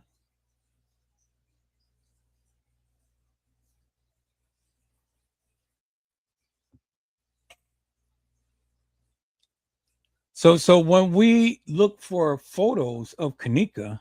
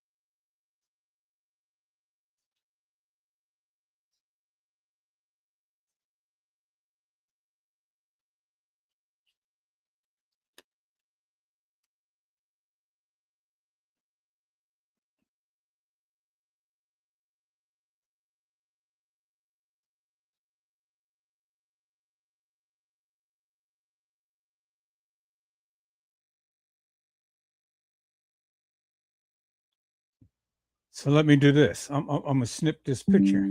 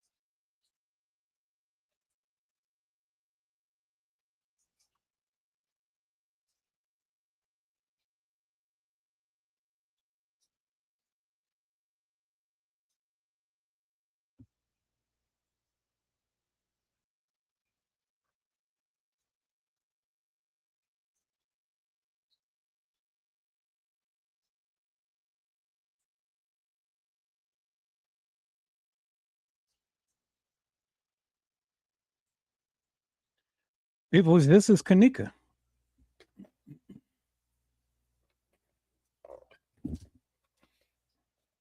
You see the dimples that is around the ridge of her lips? You see the dimples on the side? Look at the eyes. Look at the teeth.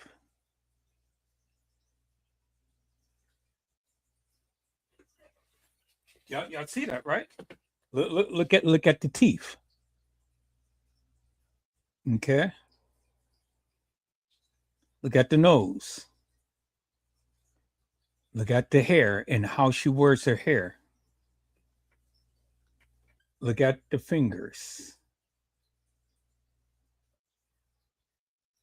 And then look at the watch on the wrist. Y'all see that, right?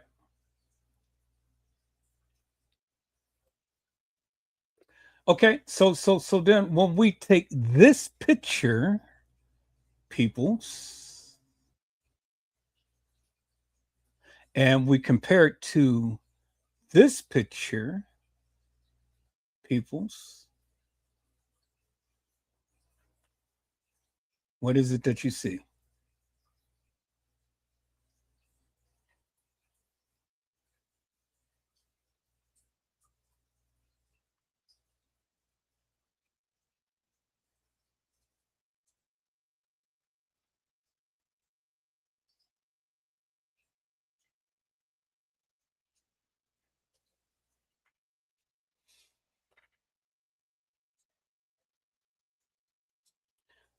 What is it that you see?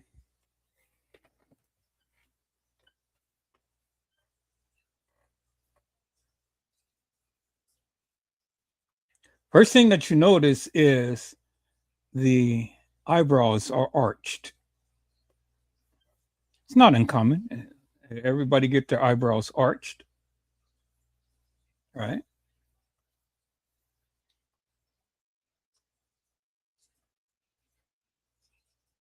Notice how Kenneka all the time wears a part in the center of her head. She all the time wears it straight with a part straight down the middle, and then it always comes to the side. Okay. Well, we don't see that in here because, you know, the hair is all disheveled and everything, right? Okay. So, in some of the pictures that you see of Kenneka, and I'm just saying Kenneka. I'm not saying the last name, Kenneka Jenkins or Kenneka Martin, because clearly, peoples, whether you know it or not, it is a distinguishable difference in between the two. Because a lot of people are on this assumption that Kenneka Jenkins and Kenneka Martin are the same. And I surmise to you people, they're not the same. They're not the same. One has a recess in her teeth, and one has straight, perfectly aligned teeth. One speaks with a lisp, and one doesn't. One is taller than the other. One has a disability and one doesn't. Okay. And you and I went over this many times over, many times over, totally in depth. And the people still get confused. I don't understand why. But again, like I had explained earlier in the live, it's that, do you believe what you see? Do you believe what you see? Because see, the thing is, the thing is, peoples, when it comes down to Kenneka, every picture that we see of Kenneka is either blurred, distorted, or of a young picture. Every picture. And as you can see, I went to the website and I said, website, I need you to show me a picture of Kenneka. And all that we get is young pictures of Kenneka. Why is it, peoples? Why is it that TM never brought a current, most up-to-date picture of Kenneka? I tell you why. Because TM was part of the setup. And that's why she's going through what she's going through. And that's why she's having a hard time with everything and stuff, because she knew what she did. And her conscience is getting the best of her.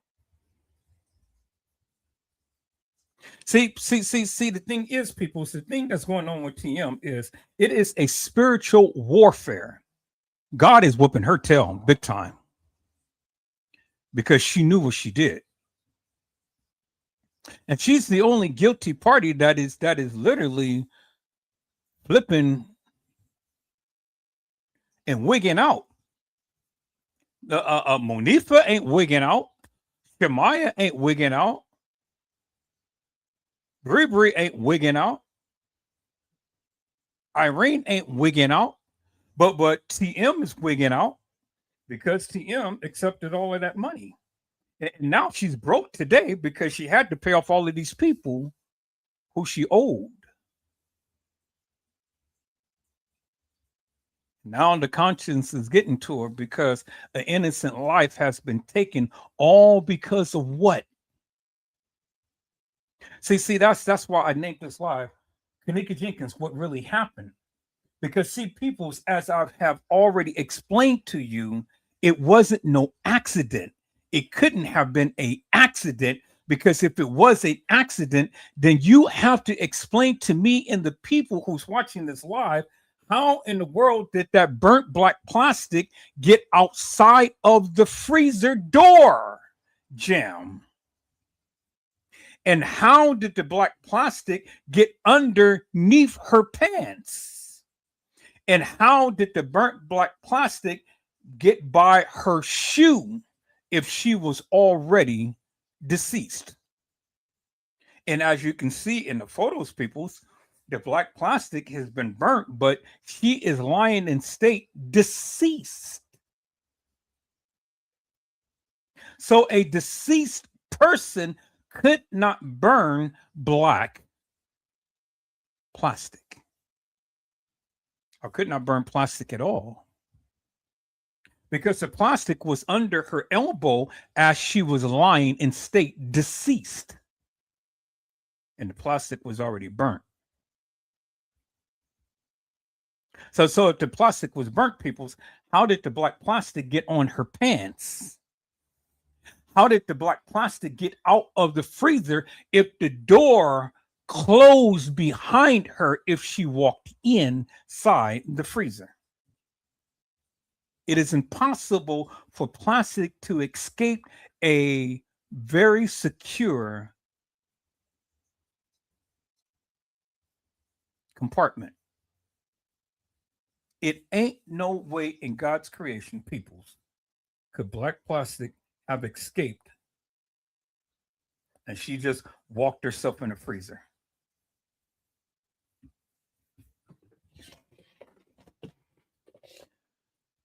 You do you understand what I'm saying, peoples? I said it ain't no way that the plastic could have gotten under the freezer door.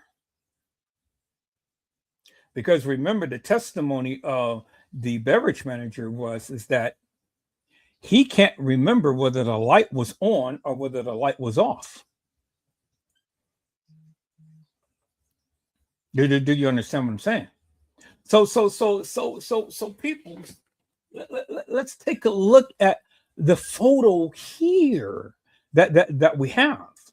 And let me compare these two photos right here, people. Let me compare the two photos right here. And let's see if we can see some similarities in the photos, peoples. Okay. Well, we can see any similarities in the photos, peoples. All right.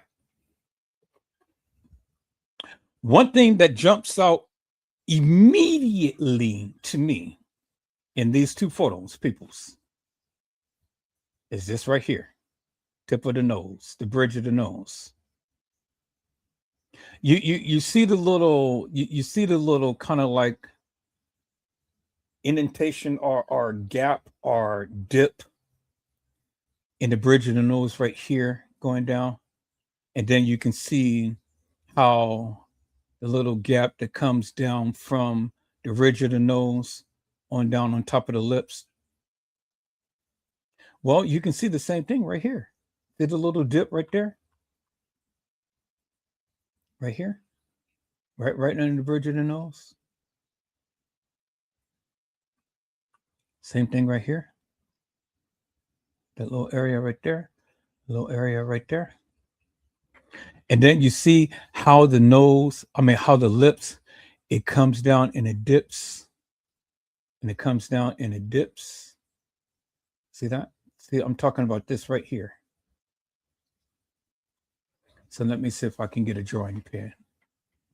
See if it'll let me draw.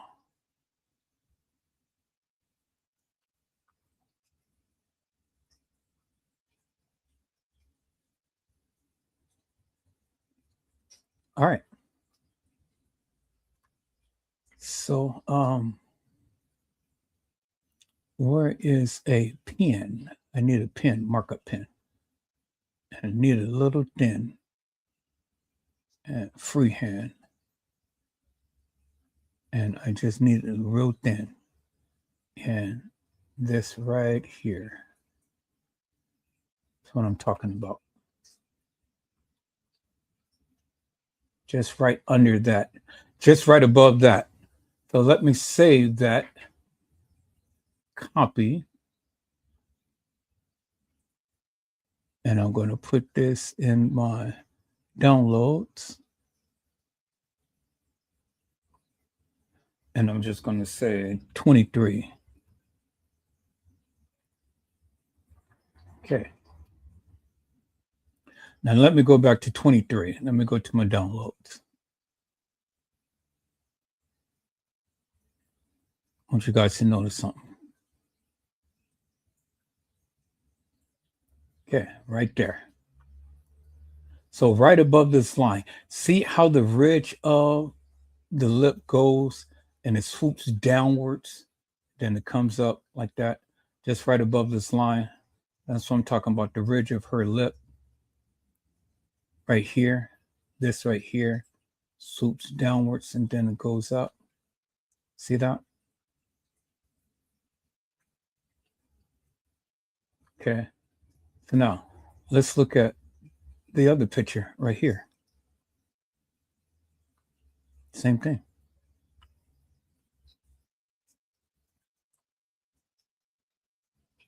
Comes down and it comes up.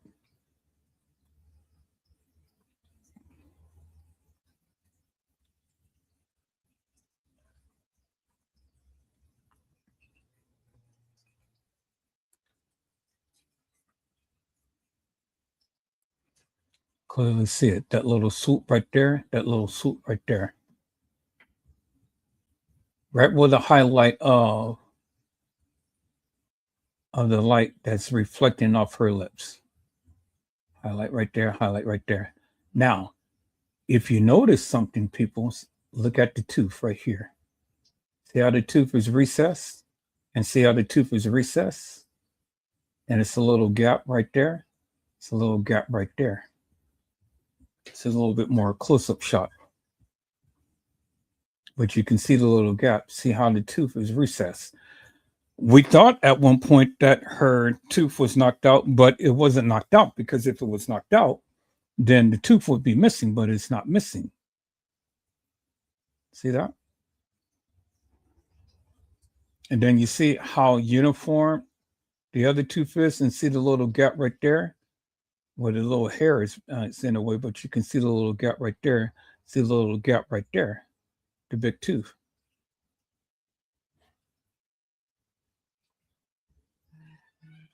Goes down. See how nice and aligned the teeth is right here. And we can see this one recessed back, and we can see this one right adjacent to it right there. But her mouth is just parched open. And as you can see, it was a very bad impact, because look, she's biting her tongue or biting her lip to a degree, because you can see how the teeth is on the bridge of the lip. She's biting her lip. Her mouth is parched open, but her teeth is biting the inner part of her lip. You see that, right? So, but you got to understand, this is a younger picture of her. This is a much older picture of her.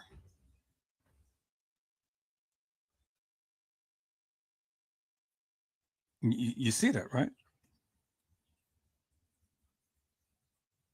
And you see how the light shines on this part, how the light shines on this part. See that? And see the little, it's kind of like a little distance in between here and there. It's a little distance in between here and here. It's the same as right here. How the light shines right here and then the light shines right there, and that's the little gap. Light shines right here, and there's a little gap. As you can see. See, the reflecting of the light even shows. Y'all see that, right?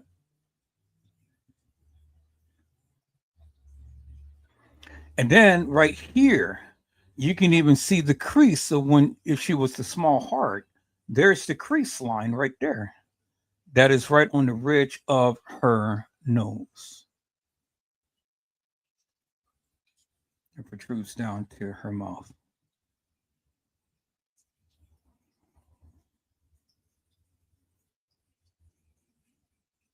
High cheekbone, high cheekbone.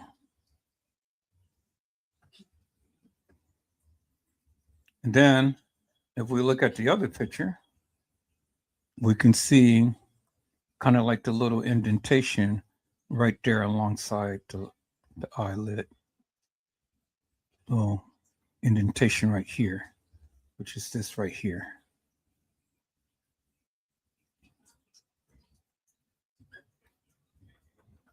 Okay. So this is Kenneka in the freezer, and this is Kenneka in the car. It's Kenneka. Too many similarities. And a more oval face. And a more oval face. Just a different position because she had her head tilted down with the hair cupped all under her neck. Which people say, oh, well, her head was severed. People's, how in the hell is her head is severed? That's the most stupidest thing I have ever heard in this case. Her head was severed and they just placed her head up on top of a body. If the head was severed, people's, then there would be blood protruding all down the chest of this girl's body right here. Because the blood would be draining from the head. And it will consistently be draining downward. So that is the most stupidest thing I have ever heard. They severed her head and then they put somebody or her head on top of somebody else's body. I mean, you know, people, you guys can just be so gory and so stupid. All right, so let's go a little further.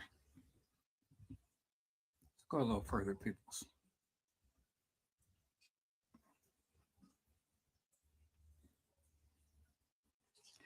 So let me see if I can get this thing to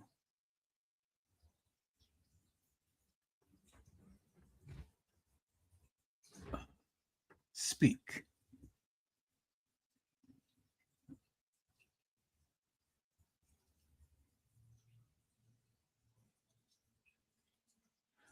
Okay, so do this have a text to speech thing?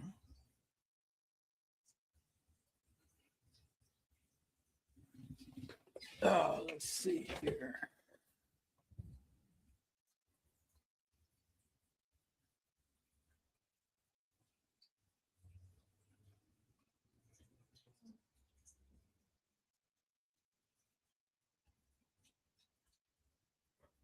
Do I have a text to speech? Yep, there it is. Text to speech, but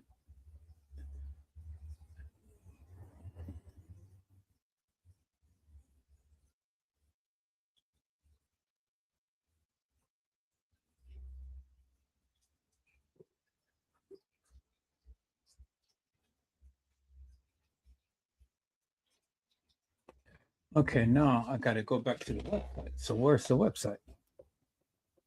That's have so many different things open, and I don't even be knowing. If I clicked on that, I should have.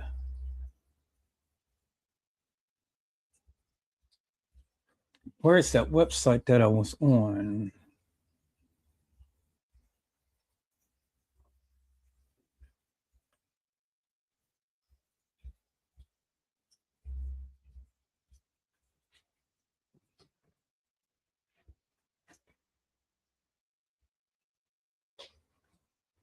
I got all of these things, these tabs open.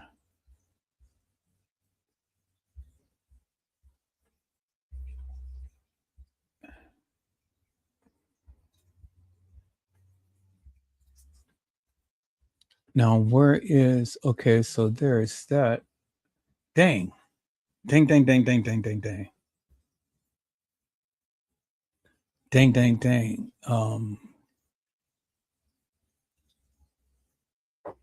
Trying to find where I just did the thing. All right, so here, let me do this, peoples, because I gotta close up some tabs right quick so I can go back to when I need to. Y'all give me a second. I'm closing up some tabs so I can get around to opening up what I needed.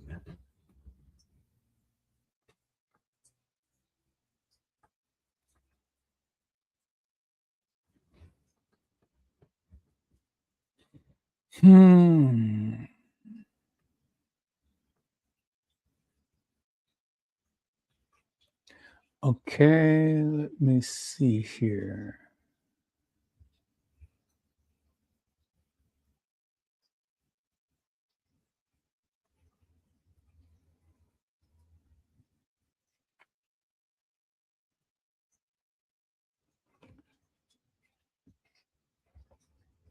Mm-mm-mm-mm.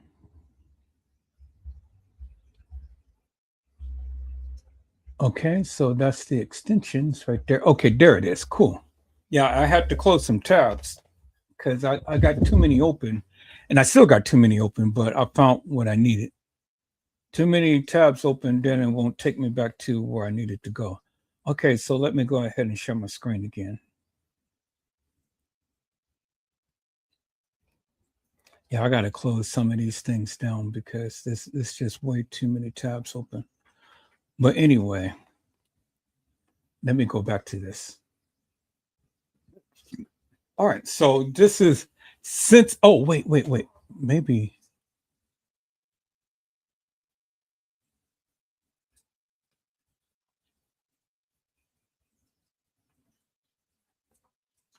All right, so it's not going to let me do it. So I'm just going to have to read it.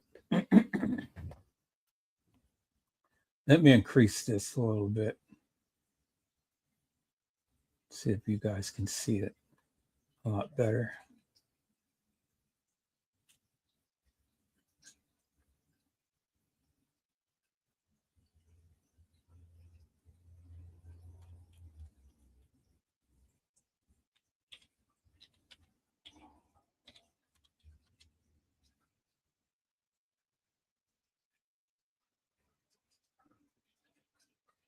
Okay, I'm not going to worry about it because I can't. Let me see. Can you guys see it? You guys should be able to see it.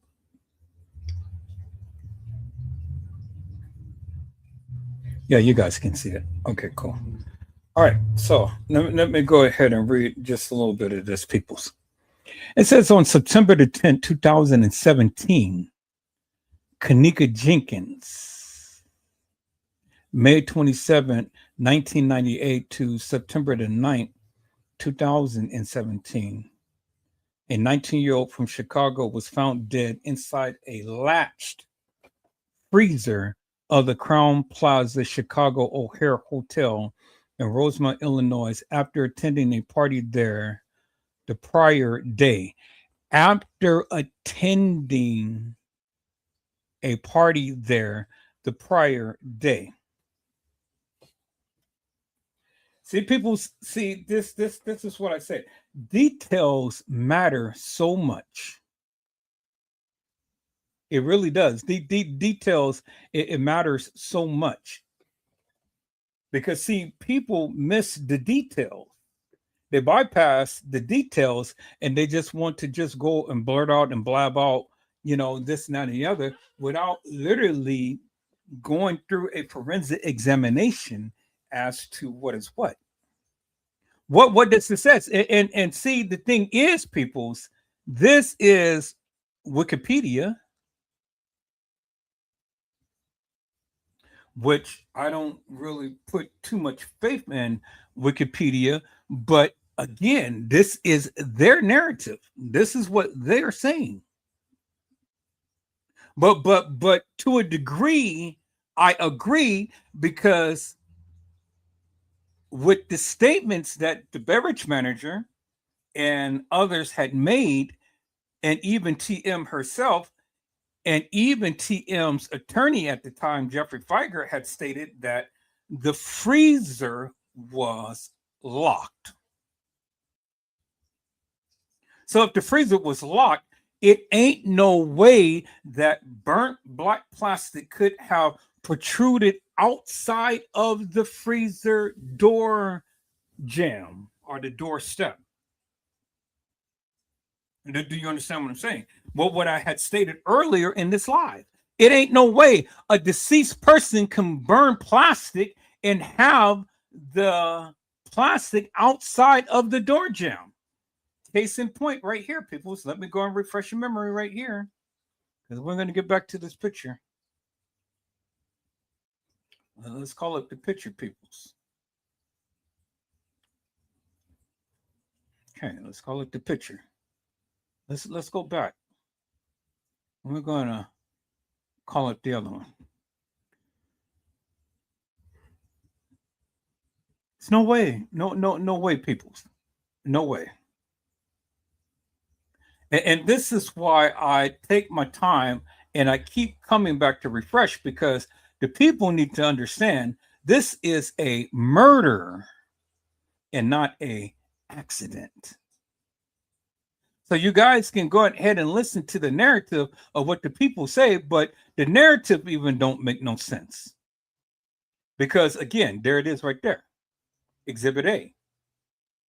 Burnt black plastic on the outside of where the door would have closed. As you can see, burnt plastic on the inside.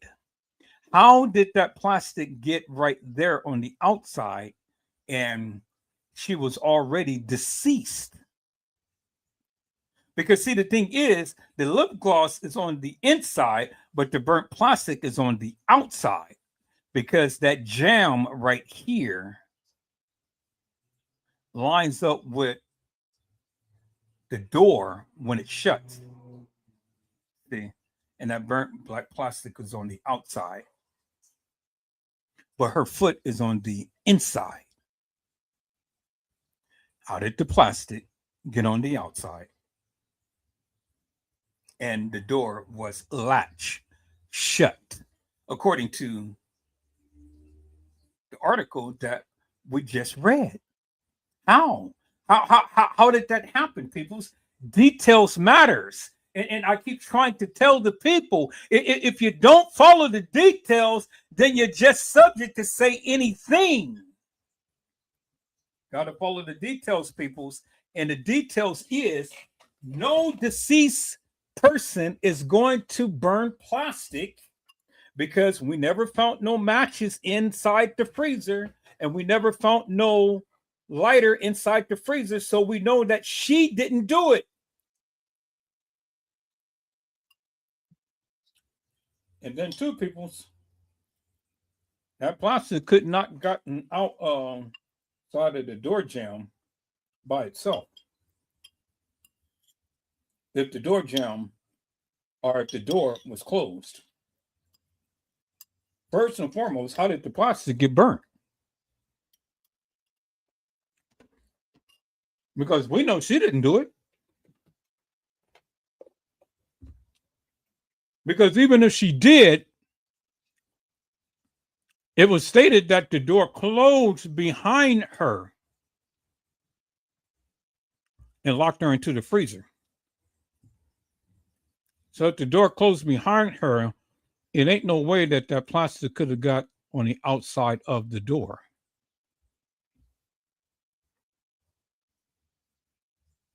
Do you understand what I'm saying, peoples? So what?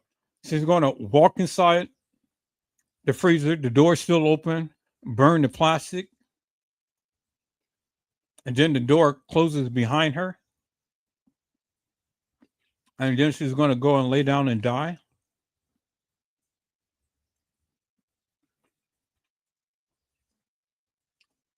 Really, peoples? So a lack of the obvious cannot be explained. If she burnt the plastic, where's the matches? We should have a book of matches in you know, the little strip of the stem of where the burnt match had been lit. Or we should have a lighter somewhere inside the freezer, but they did not mark the lighter. They marked this as Exhibit A, the lipstick. They marked the shoe as Exhibit B.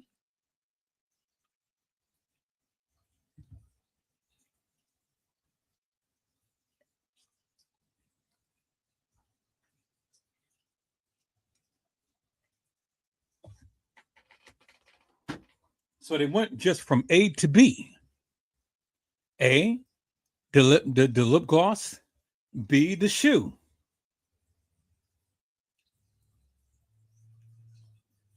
B, the shoe. C, the other lip gloss. And then look, it's water. Bar the lip gloss. So you mean to tell me that she's going to walk inside a freezer, light up some plastic, and throw her lip gloss and shoe all everywhere into the freezer? And it just happens that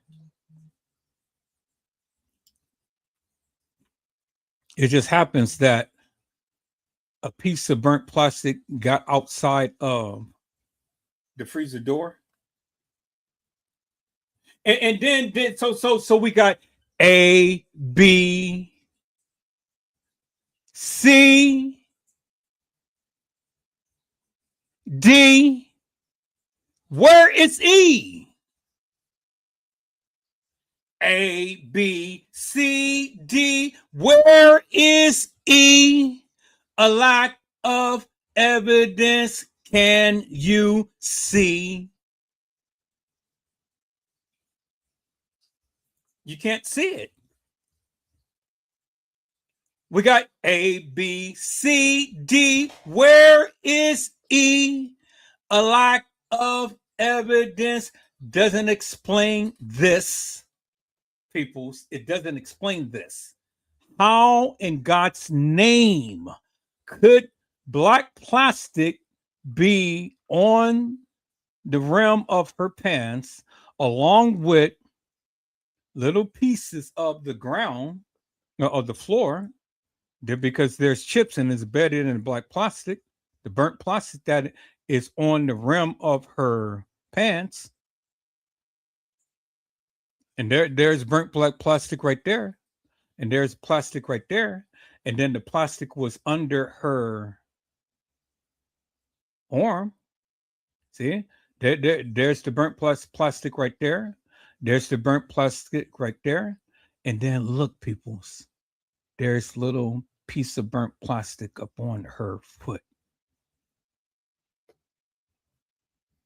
So she's going to walk into a freezer and burn some black plastic. Burn some plastic.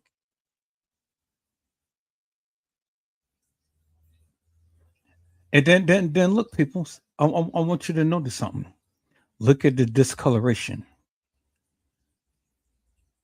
Because remember, right here on the tip of her toe is where the ice had set on her toe, and it changed the color. So because of the ice was on her toe, it took the color from her toe and made it white. So if you hold ice or if you immerse your hand in water for a certain period of time, your skin is going to start wrinkling and it's going to start turning pale white. Well, look what happened when the ice was under her toe. Her toe in this area where the ice had set under her toe turned what? Pale white. So what is that indicative of, peoples? That is indicative of the fact that her blood was warm at the time before the ice was under her toe.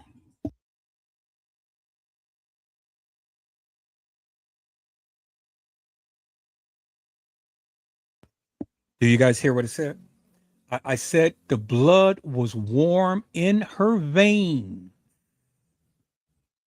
before that ice was under her toe. And when the ice came under her toe, look at the discoloration of her toe.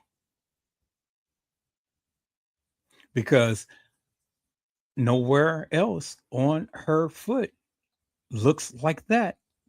Because nowhere else on her foot came in contact with ice.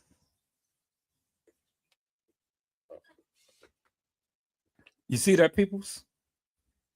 You can clearly see it, right? You can clearly see it. It's clear as daylight, peoples. Look at the coloration of her toe right here, peoples.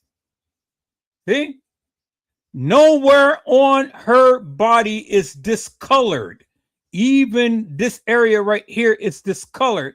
Only right there where the ice had came in contact with the toe is it discolored, peoples.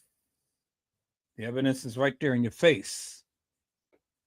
And you have a piece of burnt plastic right there on her toe.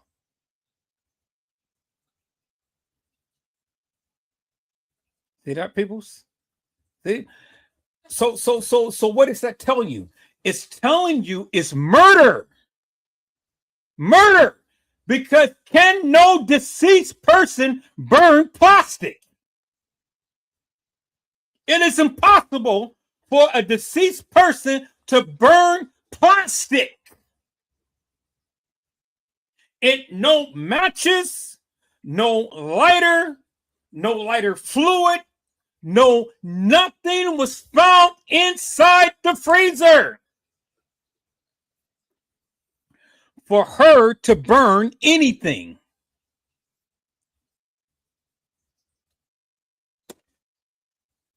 Boy, Edward Joseph, you are literally killing it. Because again, people, look at the shoe right here. There is a speck of the ground, the flooring, the tile,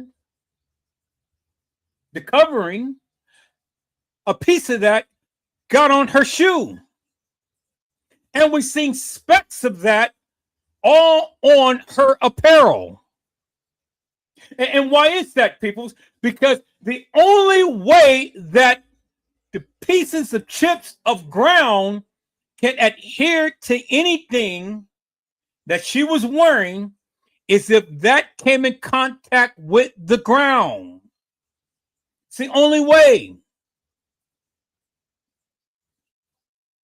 It had to hit the ground in some way, shape, form, or another.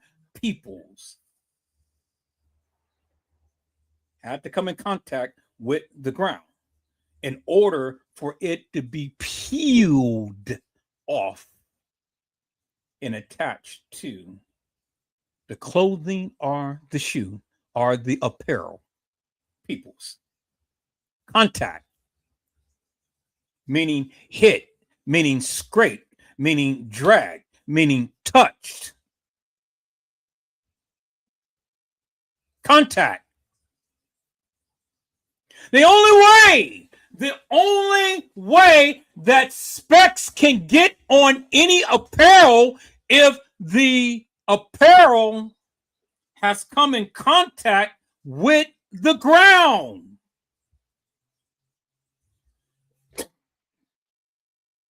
That is the only way. The only way, peoples. And there you see it right there, clear as daylight. And then another thing you see is that her foot is on top of the other foot. You see that, right? So the only way that came apart is when they rolled her over, clear as daylight. There at that right there, peoples. There it is. They rolled her over. And then look, peoples. There is the chip. That is on the shoe. There's the only discoloration where the ice had came in contact with the toe. And there is the burnt plastic on the toe. And she still have coloring in her foot, which is indicative of the fact, peoples, that blood was still running warm in her veins. And then look right there, peoples. There's another piece of chip that is on the toe, which came in contact with what? The floor of the freezer. There it is right there, peoples. Evidence, proof. Ain't no way that you're going to get specks of chips from the floor onto your person or onto your apparel unless it what? First came in contact. It had to touch. It had to scrape up against the floor in order for it to be transferred to the body or to the apparel, peoples. Which is indicative of the fact, peoples, that she had to be lying down and moved. Do you understand what I'm saying? So if she's lying down and moved, well, then that's indicative of the fact that she didn't do it herself because her feet did not come apart, peoples, as you can see. Her feet is together. So the question is, did they find her like this and moved her into this position?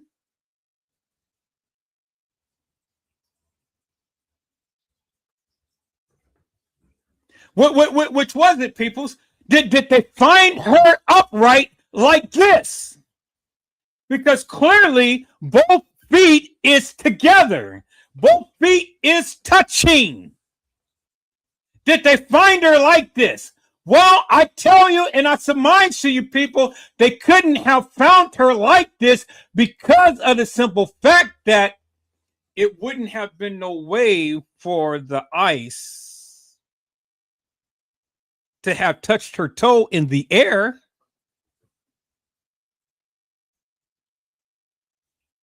Do you see what I'm saying, peoples? When they came and took the pictures, they took the pictures, and you can clearly see by the pictures that the toe is discolored. And the only way that the toe is discolored is by the toe coming in contact with the ice. And the only way that the toe is coming in contact with the ice is that the body had to be turned on the ice.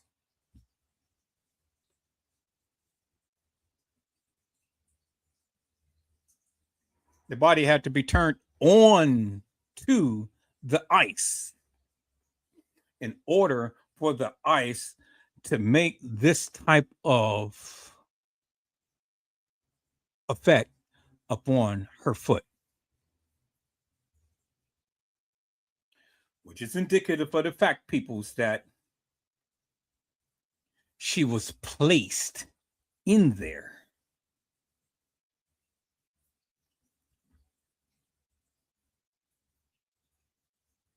In this position.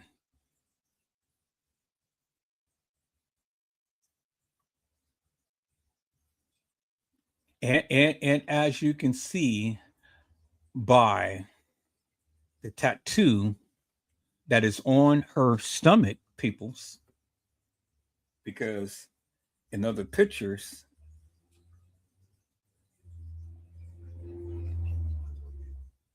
Nene is what it says right here. And it's the picture of the butterfly. And if you remember, peoples, in other pictures, when she had taken pictures with Rico, her and Rico was standing with a smiley face, and Kenneka's side was exposed, and it says Nene.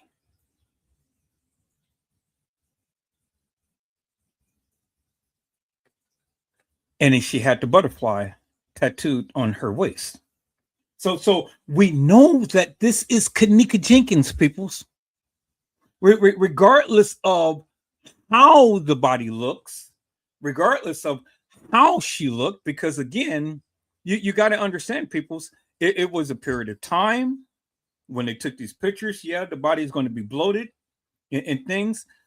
We don't know fully to what degree, what trauma she had suffered. So yeah, the body is going to look a little different from other and normal pictures. But this is Kenneka Jenkins right here, clear as daylight, because no other girl has ever worn the tattoo Nene on her waist.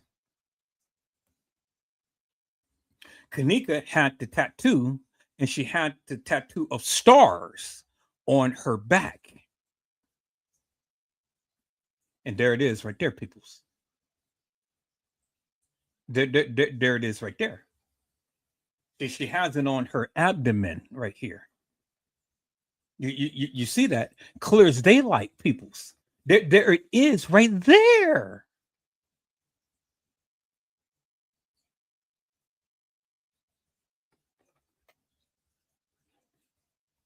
So we see Kenneka Jenkins pockets turn inside out. And we seen change, only dimes now, spewed all over on the floor. And if you ever did any research, when P-toots are killed, a lot of times they will put a dime by the body to signify a dime piece, which is making a statement, peoples, that she was to be had, or she was to be used, or she was one who gave up the cookie, the crumb cake, the pie. However you want to classify it as being people's. Why only a dime and not a penny? Why not a quarter? But we've seen several dimes. Not a nickel, not a $50, not a silver dollar, but a dime. So who goes and carries around 10 cents in their pocket? Where is her ID? Where is the Chicago issued state identification or driver's license. So she had her keys because it was stated that Bree had her keys. It was stated that Irene had her cell phone.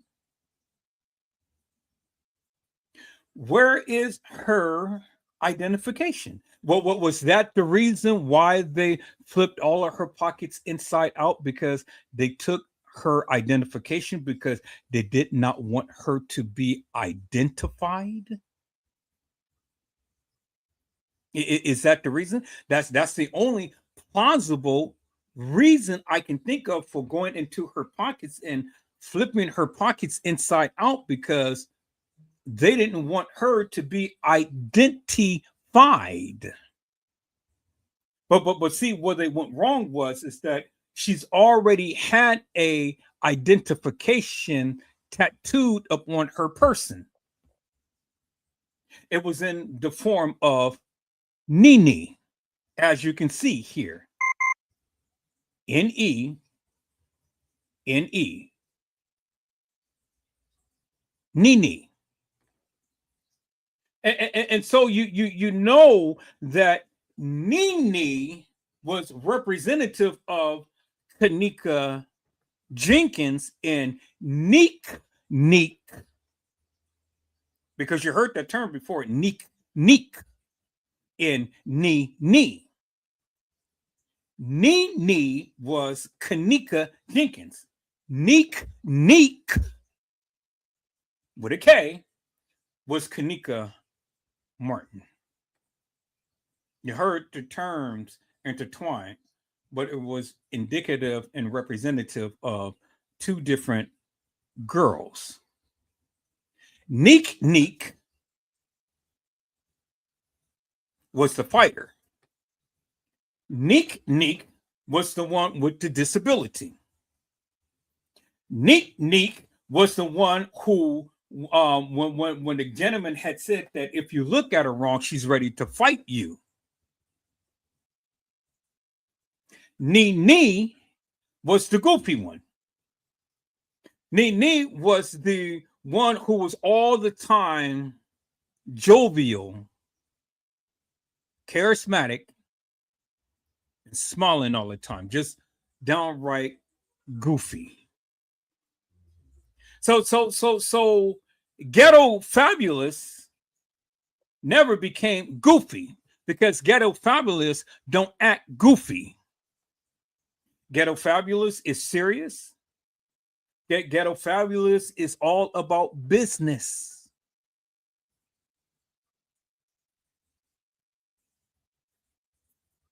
Ghetto Fabulous was Kenneka Martin. The one who's all the time jovial and cracking jokes and things was Kenneka Jenkins. Nene and Neek. One was taller and one was shorter. One towered when her brother had sat up on the truck.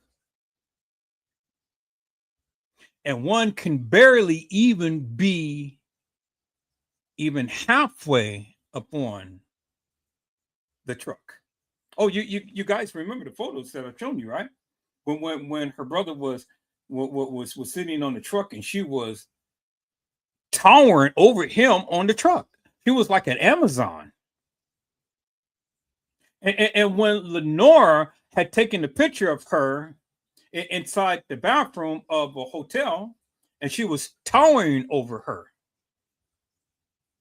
But you remember the other photo when she had on a jean jacket outfit and she was short as all get down, showing her tattoo. And a Honta type of outfit as we see here. You guys remember that, right? I'm gonna go through and I'm gonna show you the different pictures and things and stuff, refresh your memory again, because some of you don't remember that.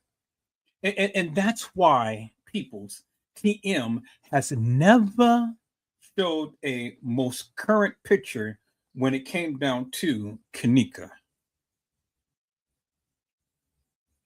That's why she showed baby pictures and pictures of when she was 12 and 13 years old, and nothing as current. And that's why every picture that you've seen when they said that this is Kenneka walking into the establishment, all of those pictures was distorted, peoples. But you can't change what is written on a person's body. And that is written on her body. That is Kenneka Jenkins, whether you like it or not, whether you want to admit it or not. That's why I had asked you earlier, peoples, do you believe in what you see? Because if you believe in what you see, then you have to explain that you're seeing.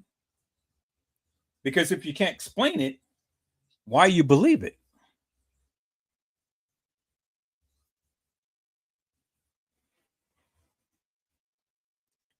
Why do you believe into something that you cannot even explain? This is why many of you don't even believe in Jesus Christ. Because see, you can't even see him, and even you can't even explain him. But he exists. He is risen, just as he said he would.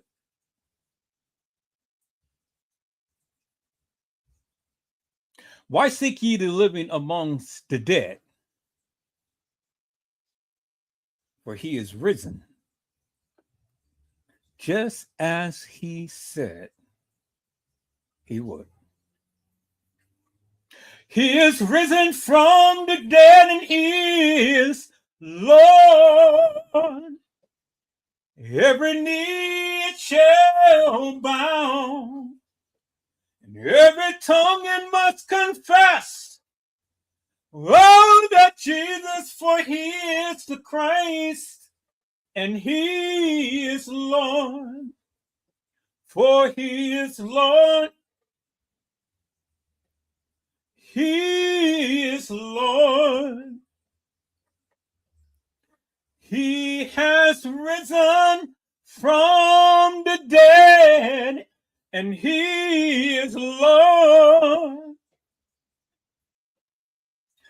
Every knee it shall bow, and every tongue it must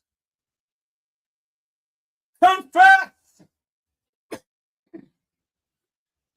oh, that Jesus, for he is the Christ, and he is Lord.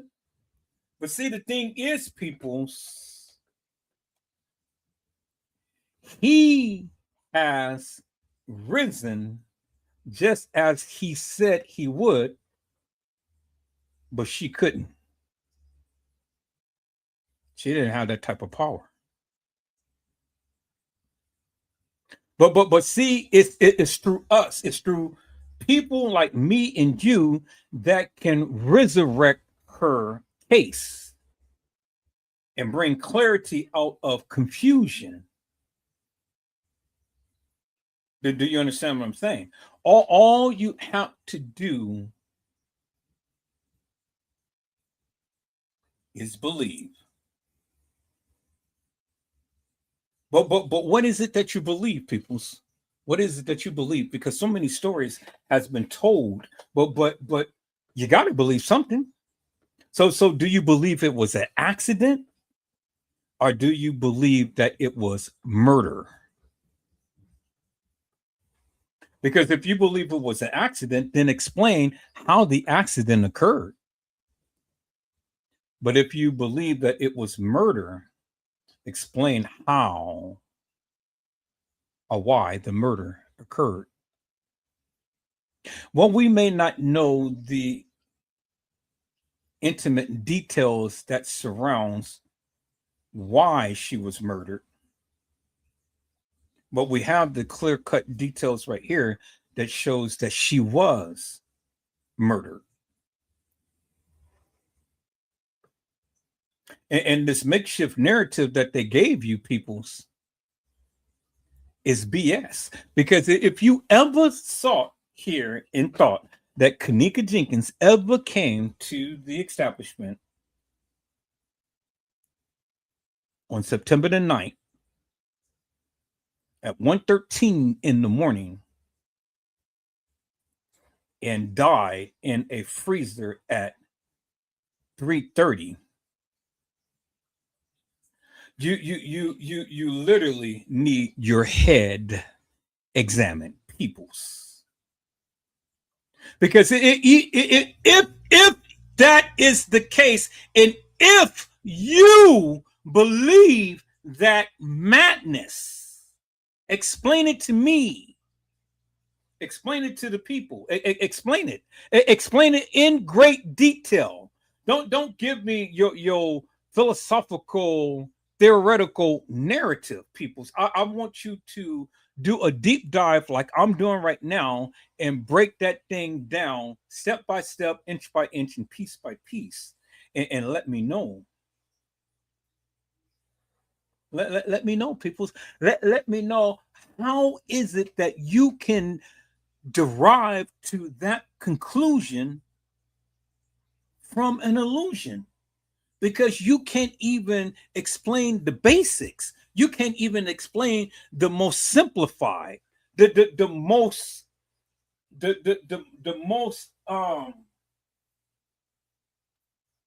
transparent thing that is simply sitting in your face.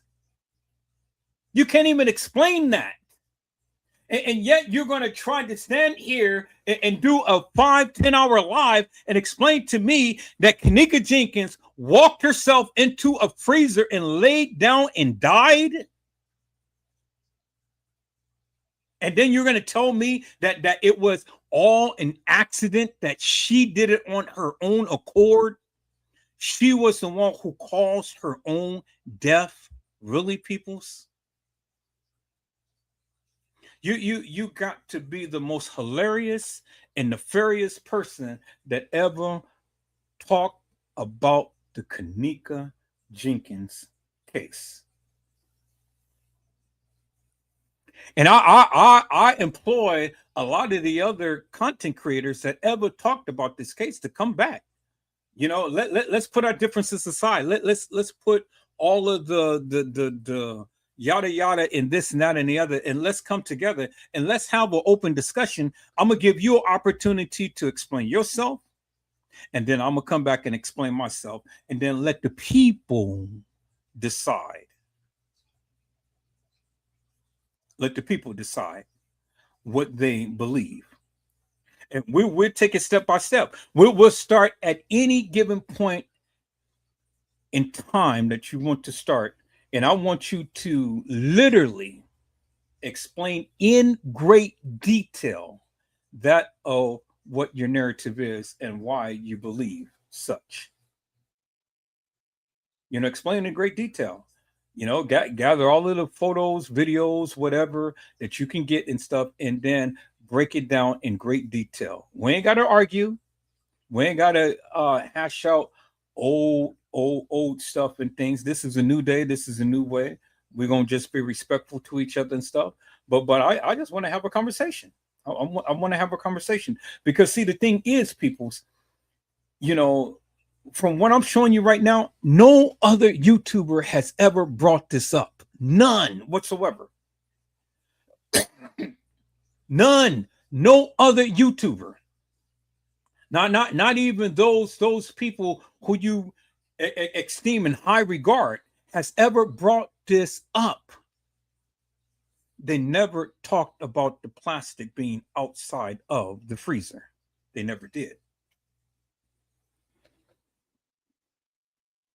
I'm the only one.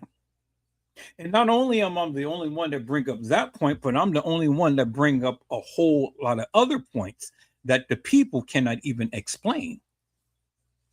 And it's because of these little intricate details is how and why we're going to get this case reopened. So in a sense, yeah, we're fighting for TM and we're fighting for transparency, but TM has to come clean because TM knows what happened to Kenneka. She knows. And that's why it's eating her up. It's eating her tail up big time. I hate to see it. I hate to see it. Ooh, God, I hate to see it. It literally brings sadness to my heart to see this woman go through what she's going through. But then it also brings joy to my heart because this young lady right here, spirit is saying enough is enough. It is time for you to go ahead and expose what happened to me. Now, if the image that I'm showing you on my screen, if that is revolting and things good, I'm glad.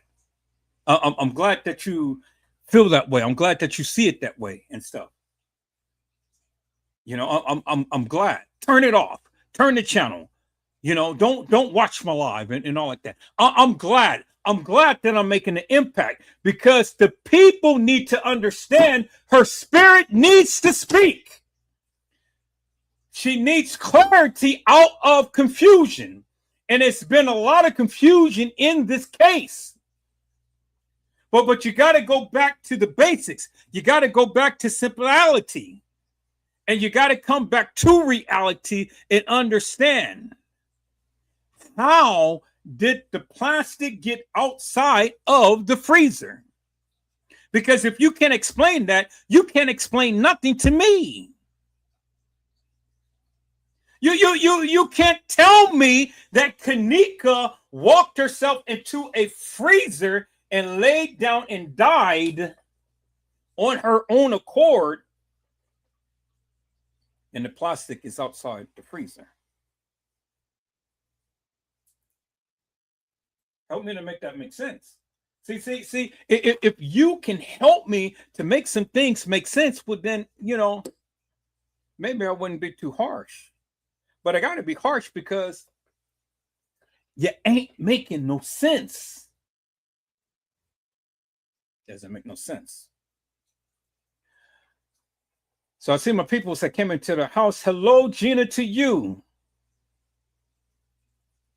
How are you, ma'am? It is a blessing to see you on today. All right, peoples.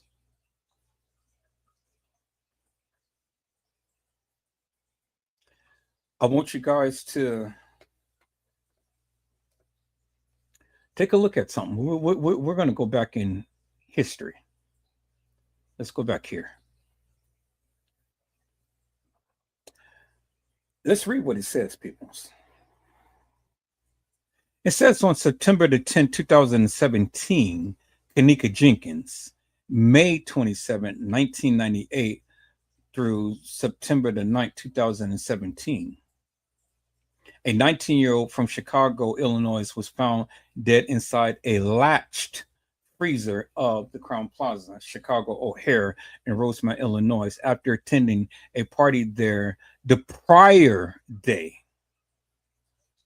The medical examiner's report found Jenkins' death to be accidental. Alcohol and topiramate found in her system were thought to have hastened the effects of hypothermia sustained by Jenkins remaining inside the freezer, while the Rosemont Police Department did not suspect foul play. They stated their investigation was incomplete. Jenkins' family and friends criticized the initial police report, and a lawsuit was subsequently filed against the hotel and others. The lawsuit was settled in 2023. It says Kenneka Jenkins was a resident of the west side of Chicago in the United States of Illinois, borrowing her mom's car She left the house at 11:30 p.m. on Friday, September the 8th, to attend a private party at the Crown Plaza Chicago O'Hare Hotel in nearby Rosemont. The party, which consisted of Jenkins' friends, took place in room 926 of the hotel. Jenkins arrived at the hotel at 1:13. Okay, so she leaves her mom's house at 11:30. 12:30, 1:30 would have been 2 hours. So about an hour and 45 minutes, which Rosemont from the west side of Chicago ain't nothing but about 15 minutes. So what was they doing for about an hour and 45 minutes of time before they came and arrived at the party? It says an acquaintance who was present with Jenkins at the party noticed that Jenkins appeared to be swaying back and forth as she embraced him in a hug. Several witnesses reported seeing her drink cognac, but did not see her partake of any marijuana. Y'all hold on for a moment.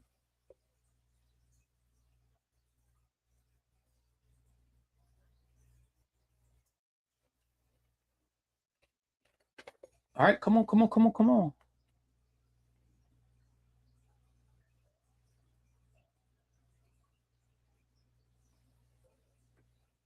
They got me again. I played this game. All right, let me see. Who did it?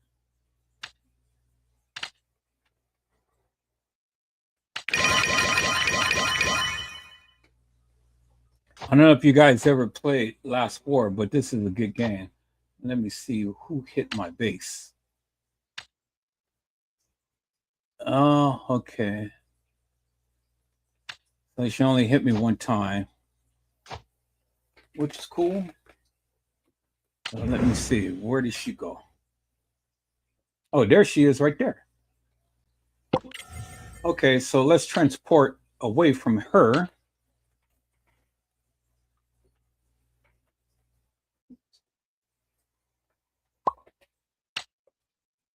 Move over here.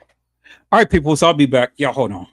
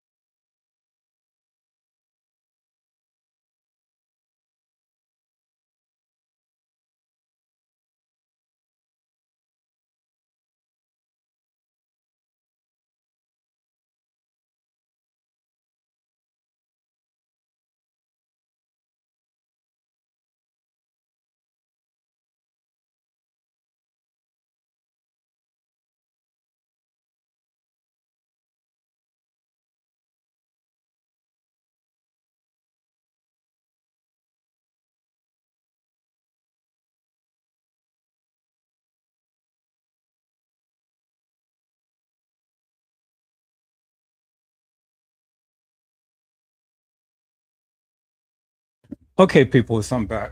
All right, so I'm far away from everything. Let me just go and collect a few little things. So collect. Cool. How much time we got left into there? Let me see if I collected everything. I got 2 more plunders. And then as far as my trucks, so let me do this right quick, people. I know I shouldn't be playing this game right while I'm doing my live, but I ain't gonna have time to do it later on. So let me take this down real quick.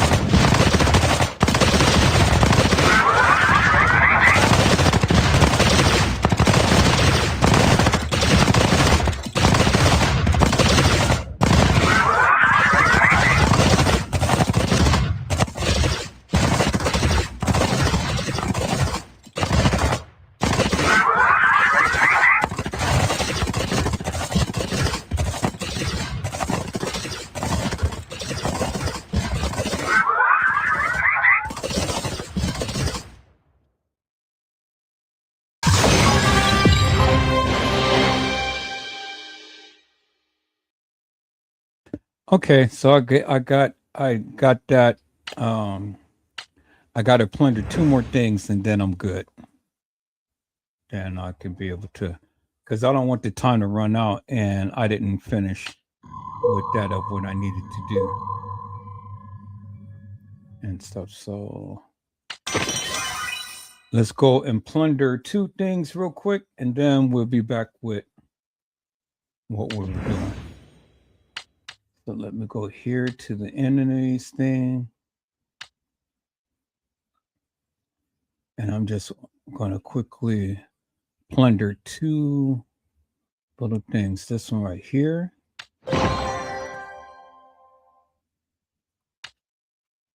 And then this one right here. That's 5. That's 6. So let's plunder this one.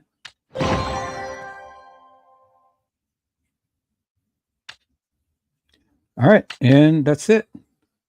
So let's go back to the base. Let's see if everything is done. Good. I got plundered all 5. And let's collect these real quick. And then we're good.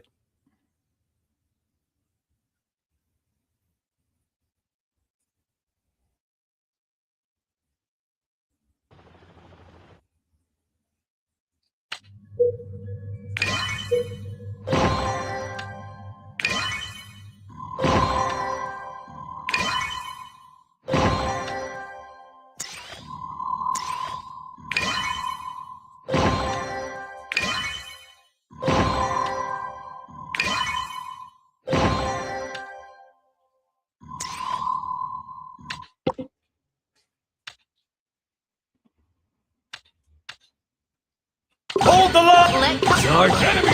Fort is in position! Fire!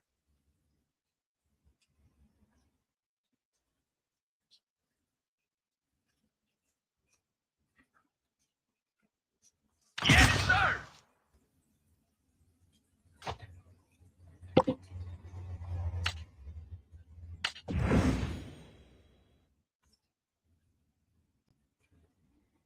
I'm ready.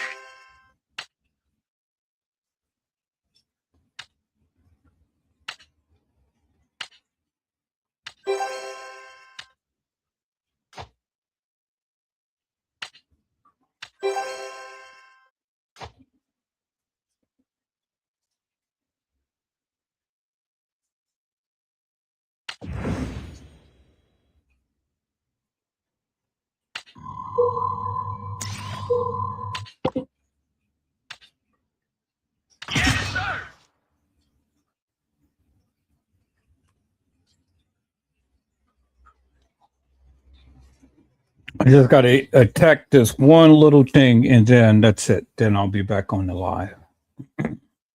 But if you guys ever play Last War, this is a good game to get involved in and play.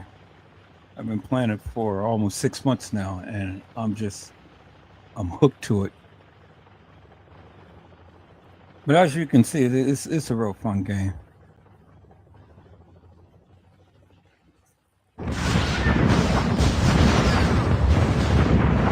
So I just destroyed them. Go ahead and collect my spoils and call it a day.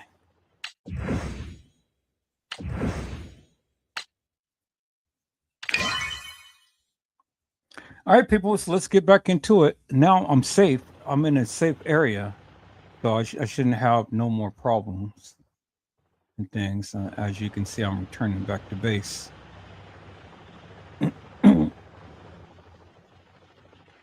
They've been attacking me and attacking me and stuff, but I'm just resilient. So, all right, let's get back into this. So as we can see, people, and so what the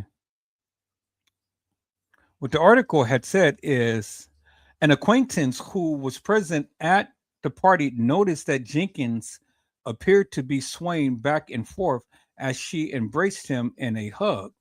Several witnesses reported seeing her drink cognac, but did not see her partake in any marijuana or other drugs. Another witness reported that Jenkins wasn't acting like her usual self, noting that she would dance a little, but later appeared to be sad and went to go sit down. Her sister spoke with her over the phone for the last time at 1:30 a.m. Jenkins was briefly seen with others walking through one of the halls in a hotel. Camera footage later surfaced of her staggering, apparently intoxicated, near the front desk at 3:20 a.m. Okay, did you hear what it said, people? Did you hear? Did you hear what it said? It said, and let me repeat this. It says Jenkins was briefly seen with others walking through one of the halls in the hotel. Camera footage later surfaced of her staggering, apparently intoxicated, near the front desk at 3:20. 5 minutes later, she was seen leaving an elevator on one of the lower floors. The final footage, which captured Jenkins alive, was timestamped at 3:32. It showed her arriving at the kitchen where she rounded a corner towards the freezer. The freezer door itself was reportedly out of the camera sight. About 1 hour later, Jenkins' friends called her mother, Teresa Martin, from her phone. They told her that they could not find Jenkins and had therefore left the party. Albeit while in possession of Jenkins' mobile phone, Martin went to the hotel to assist in the search, arriving around 5:30 a.m. Saturday. Upon reaching the hotel management, she was told that they could not provide access to video footage from the night before until someone reported Jenkins missing to the police at 7:14 a.m. Martin called Rosemont Public Safety Department, who informed her that it would be prudent to wait a few more hours before reporting her daughter's missing, as often the individual simply turns up on their own. At 12:46 p.m., Jenkins' older sister, Lenore, filed a missing persons report with the police, who officially reported Jenkins as missing to the hotel management at 1:15 p.m. Family members later characterized the initial police response as lacking in urgency. Martin and Harris returned to the hotel around 6 p.m., whereupon they proceeded to knock on many guest doors from the top floor to the bottom until a hotel employee called 911 to complain. Okay, so my question is simply this, peoples. My question is simply this. Why did Lenora make a missing persons report and not TM? That's my question. Why did Lenora make a missing persons report and not TM? Help me to make that make sense.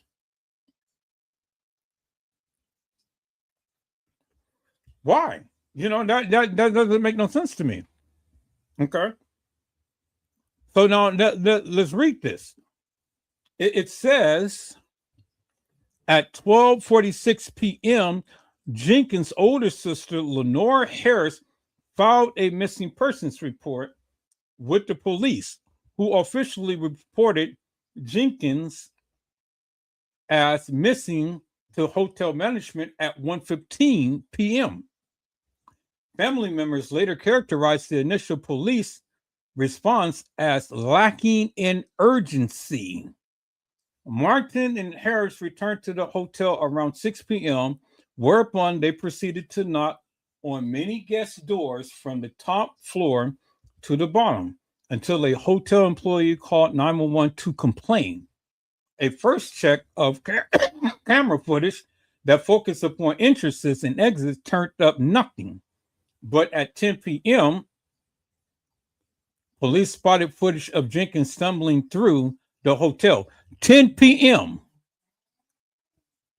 But at 10 p.m., police spotted footage of Jenkins stumbling through the hotel. Her whereabouts remained unknown until she was found in the hotel freezers by an employee at 12:25 a.m. Sunday.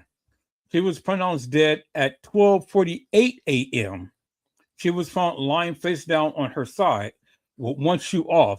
There was no sign of trauma other than a small cut on her foot. The temperature inside the freezer was found to be 34 degrees Fahrenheit, 1 degree Celsius, approximately 2 hours after the doors had been left open. Now, people, if you believe this bullshit, this is total bullshit. Total bullshit.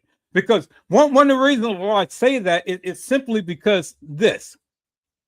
If you got surveillance video footage of Munifa, Shemaya, Bree, TY, and everybody all over that establishment, and you know their whereabouts because we've seen the video footage. But yet, when it comes down to this girl, you have absolutely no clue whatsoever other than a few spigots of video footage. Clips is what they call it. Clips. 5 to 6 clips in total that shows where she was. Well, see, people, and see, the thing is, even this article is referencing that Kenneka was found staggering drunk near the front desk. So where is that video footage? Now we've seen video footage of a supposed girl staggering in the direction of the front desk. But why didn't they never show the video footage of her staggering drunk where the front desk was? Because the only way peoples from that particular area of where the front desk is and getting up to the upper level kitchen is where the people had originally came in side of the establishment. And the other way is you had to go to the lower level and go across past Shandell Lane, go up the stairs, or either take the freight elevator up to that level and then walk directly into the freezer. That would have been a lot of walking, peoples. That would have been a lot of walking in order to make it to the upper level kitchen.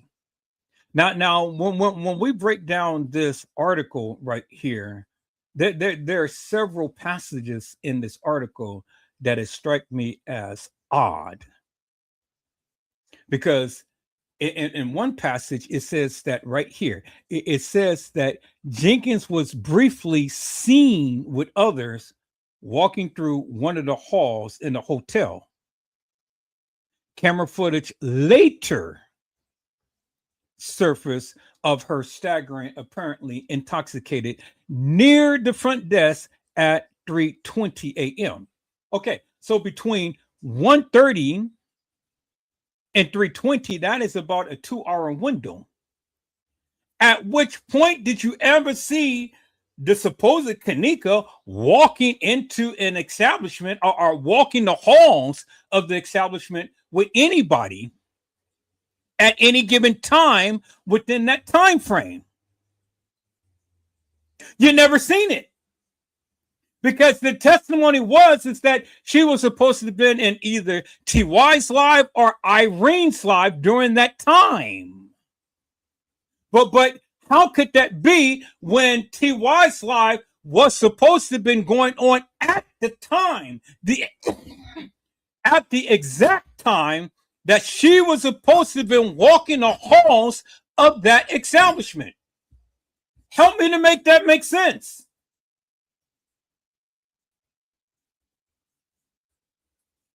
I see somebody came in. Let me go ahead and let me check here, see what's.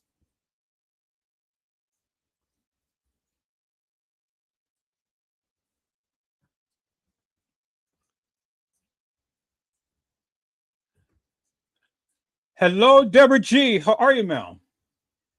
It is a blessing to see you on today. Deborah G had says, hello, Mr. Edward in chat. Hello, Custom Designs. How are you, my friend? It is a blessing to see you on today.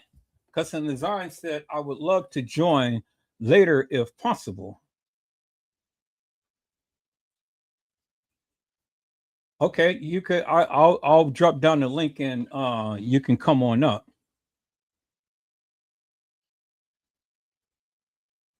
And Custom Design had said, because Lenore did not know what was happening at first. Well, that's very interesting that you say that, because according to the article, Lenore last spoke with Kenneka at 1:30. According to the article. But according to Lenore, she ain't spoken to her sister when the reporter had asked her, when did you last speak to your sister? So here, let me drop the link. If you want to come on up, come on up. If you want to come up a little later, that's fine. And let me look for the invite here. Anybody else want to come up to the live? Come on up, and you're more than welcome. And let's talk. Let's talk about this. Let's talk about this. All right. The link is in the chat. Link is in the chat. Just hit the link, and anybody who wants to come up and join the live, you can come on up and join the live. You're more than welcome. And things, you know. I just wanted to try to get some clarity based upon that of what was given. Based upon that, what was given. It ain't my personal views. It ain't my thoughts or anything. It's based upon that what was given. is what I'm just trying to get some clarity upon and stuff, because see what they given and what is all that is written and what is all that we have seen is several things that is in play. Several things that is in play, and all of this stuff ain't jiving. It ain't jiving, because see, the thing is that how could Kenneka be found staggering drunk near the front desk, and we've never seen that video footage, but yet they said it more than once in different aspects of this case. They said it more than once.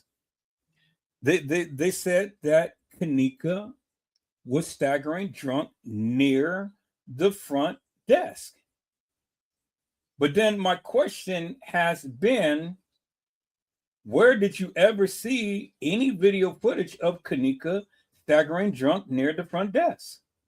You never seen it. Now, just because they said it, do we take it as law that actually happened, all because they said it? Or do we say, oh, well, you know, this has to be hilarious and nefarious because we never seen it? I mean, which is it that you guys say? You know, is it hilarious and nefarious, or did it actually happen? And that's the question that I have. That's the question that I have.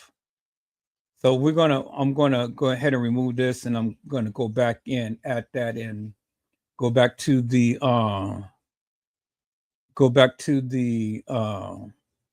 article.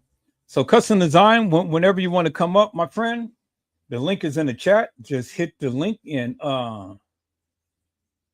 you can come on up. And if anybody who wants to come up and share your thoughts and views, you're more than welcome to come on up and share that of what you feel that is upon your heart to say and stuff, based upon your account as it pertains to this case.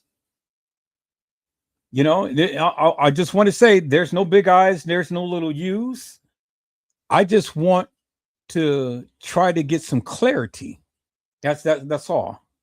Try to get some clarity, because according to the statements that the people had made, and that's what I'm basing everything upon. According to their statements is not jiving with the video footage that we seen. See, you know, it's not jiving with the video footage that we seen. So let's do this. Let's go back to the statements that was made, and then we're going to work from there. Let's go back to the statements. So let me go back to the case files right here, and we're going to go back to the statements. And we're going to see what the statements had made, not what Edward Joseph thinks, but what the statements was made from the people who made them. Is that all right, people? All right. So we're going to go right here. Let's take a look at this right here. Okay, I can't enlarge that, so let me do that right here. Okay, can y'all see that? All right. So this is a timeline as to what they gave. Okay. And then this says that it is the Rosemont Public Safety Department, Crown Plaza O'Hare Hotel video surveillance timeline. That's what it says, right? Okay. And then it has the logo of the Rosemont Public Safety Department. And so what does it say? It starts off at what? 9/9/2017 at 12 12:33 hours, right? 12:30 in the morning. 12:33 in the morning. Okay. So it starts off at that time, and it's basically saying that these are the people who was at the establishment well before the supposed Kenneka had came in. If I'm reading that right. If I'm reading that right, that's what it says, right? Because that is the time that it says. At 12:30 a.m. in the morning on September the 9th, it says that 4 black male subjects entered the hotel. 12:33 in the morning, well before Monifa, Shemaiah, and all like them. It didn't even say that Lenora, I mean not Lenora, it didn't even say that Irene had even came in at any given point in time. Although it doesn't give no names. Do you see what I'm saying, right? It just says 4 male black subjects enter into the hotel. Then 3 of the 4 male blacks exit the hotel almost about 21 minutes later. Okay, y'all see that, right? Then it's a period of time and it says 104. Then 3 of the 4 black subjects re-enter the hotel. And then at 104, same. Then at 106, same 3 black subjects enter lobby through North Hall and exit hotel. But wait a minute. Wait 1 minute. What do you mean? What do you mean same? So it says right here 106, 3 female black subjects enter lobby through West Hall. At 106, same 3 black female subjects entered through North Hall and exit the hotel. And that's at 111. At 114, 1 black female subject, white jacket, enters lobby from South Hall, then immediately head towards the South Hall again. At 114, it says Kenneka is accompanied by 3 other females. Well, how do they know it was Kenneka? What, because she's the only female subject with the jean jacket outfit? So now this is when they first describe Kenneka. And they say that Kenneka at 114 enters the food court hall. And it's accompanied by 3 other females. At 118, 1 female and 1 black male enters hotel and heads towards South Hall. At 118, 3 females and 1 black enter lobby from South Hall. The male subject exit hotel and female subjects approach the front desk. At 119, the female subjects split up. 1 head towards North Hall, 2 head towards South Hall. At 125, the other female subject returns from North Hall and head towards South Hall. At 147, 3 female black subjects enter lobby from South Hall, then immediately turn back around and heads towards the South Hall. At 154, 1 female black subject enters camera for a split second from South Hall. Nowhere in here did they ever mention where Kenneka Jenkins went once she was supposed to have entered into the food court hall and was accompanied by 3 other females.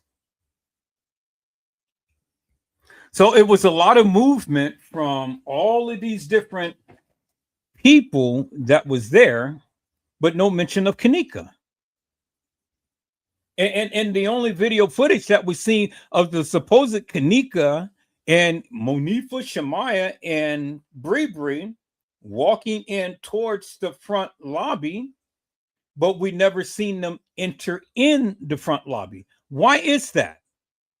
Why is it people that when they first supposed to had came into the establishment, we've never seen Kenneka again. We never seen Kenneka, Monifa, Shemaya, Bree walk towards the elevator. We never seen Kenneka, Bree, Shemaya, or Monifa get on the elevator. Why is that? Why is it that all we see all of this other video footage of Irene and TY and Monifa and everybody, Bree, all in the main lobby? The gang members all in the main lobby. TM and family all in the main lobby. But we never seen Kenneka enter into the main lobby. We never seen Kenneka enter on a elevator with Monifa, Shemaya, Bree, or Irene. We never seen it. And why is it that we never seen Kenneka? Why, peoples? We've seen all of this other video footage of all of these people in the main lobby. But we never seen Kenneka in any video footage in the main lobby. Why is that? Can anybody explain that to me? Because all we have is just descriptors of female black, 1 black male, 1 black female, 3 female blacks, 5 female blacks, enter and exit at all of these different times. But I only mentioned Kenneka one time at 114. So from 114, and we jump all the way down. 154, 1 female black enters camera for a split second from South Hall. 155, 1 male and 2 female black enter hotel and head towards South Hall. 156. So it is 1 minute after 1 minute after 1 minute. So why is that so important that in this particular case, at this particular junction of time, it's a minute after a minute after a minute? 156. 3 female black subjects enter hotel and head towards South Hall. And then it jumps from 156 to 210. 5 female black subjects enter lobby from South Hall and exit hotel. 222. 12 minutes later. 5 female black subjects enter a hotel and head towards South Hall. 226. 1 male and 2 female blacks enter lobby from South Hall and exit hotel. 230. 1 black male enters lobby and South Mall from and exit hotel. 234. Same male black re-enters hotel and head towards South Hall. 254. 1 male and 2 female black enters lobby from South Hall and sits on chairs. 302. 5 female black enters lobby from South Hall and greets others sitting in chair. 304, 4 male black enters lobby from North Hall and greet others in chairs. 306, okay, here we go with the minute by minute play down. 306, 1 male subject enters lobby from South Hall and exit hotel. 307, same male re-enters hotel and sits in lobby chairs. 316, and then this is in red. 1 female black enters hotel and greets male subject in lobby chairs, then they exit hotel. 325, one male black subject enters hotel and head towards South Hall. 326, 3 male black subjects enter hall and head towards South Hall. 331, 1 female black subject enters hotel and head towards South Hall. Victim enters kitchen area walking on her own by herself. Oh, so now she came from Kenneka to victim. She came from Kenneka at 114 to victim at 331. And guess what she's walking towards? The South Hall. So all of these people from 114 to 331 is all entering and exiting and going towards the South Hall. Do you see that, people? All of these people, even Kenneka, it's going towards the South Hall. But instead of calling her Kenneka, they call her victim. So what is that telling you, peoples? They've already telling you set up. They're telling you set up. They're telling you what happened. So from the time that the supposed Kenneka came in at 114, according to this report, to 332,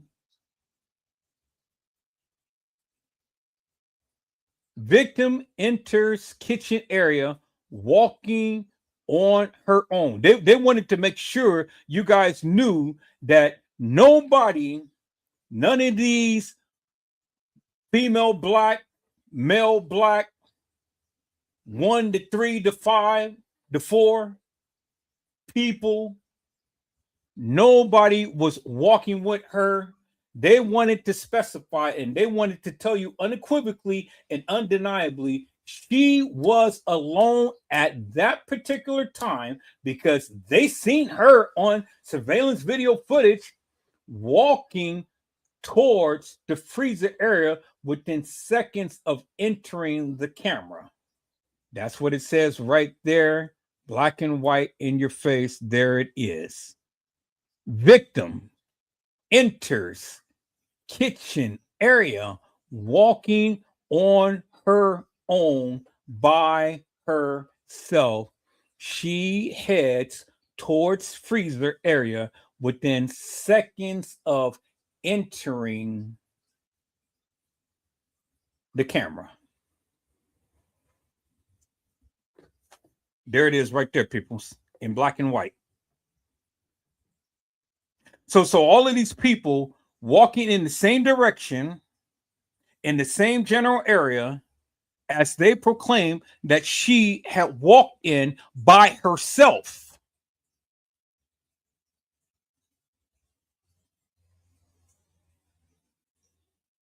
Nowhere in here did they ever mention that she was staggering drunk near the front desk. Nowhere from the time to when she supposed to have walked in to the establishment to the time to when she supposed to have walked herself towards and into the freezer did they ever mention that she was staggering drunk near the front desk. They never said it. So basically, they gave you a timeline. They said from 1:13 to 3:32, and at around 3:32, they found Kenneka walking and staggering in the halls and into the kitchen. That's what they said. There it is right there in plain black and white, peoples. Plain black and white. So they gave you a time. And they gave you a timeline. And they told you that it wasn't the beverage manager. They told you it wasn't France Cave. They told you they wasn't at Schiller's Park. They told you they wasn't at the west side of Chicago. They told you they wasn't at the Marriott. But they told you that she at 3:32 was walking on her own by herself towards the freezer within seconds of entering the kitchen area. They said that she was at the Crown Plaza Hotel and no other place, not at Schiller's Park, not at the west side of Chicago, not at the Marriott, not upstairs on the 11th floor or the 9th floor or the 6th floor or any other floor, not in the basement, but on the main level, not at or by the front desk, but was in the kitchen, walking herself, by herself, in the kitchen, towards the freezer, towards her tomb. There it is in black and white, right there, peoples. There it is in black and white. That's what the Rosemont Police Department said. That's what's in the report. That is what is written. So how do you get Schiller's Park? How do you get being brought to the establishment from the west side of Chicago?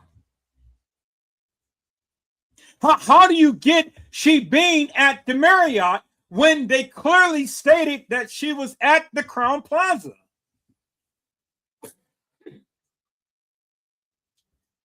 How do you get that she was in TY's Live when they clearly stated that she was in the halls walking by herself towards the freezer? How do you get it, peoples? How do you get it? Because see, I've told you, peoples, I've told you I'm only going to go by what they said. And this is what they said. This is their report. You can tell me whatever you want, but this is their report. And this is what they said. And I asked for years, get Kenneka out of TY's live. Get Kenneka out of Irene's live. Nobody could do that.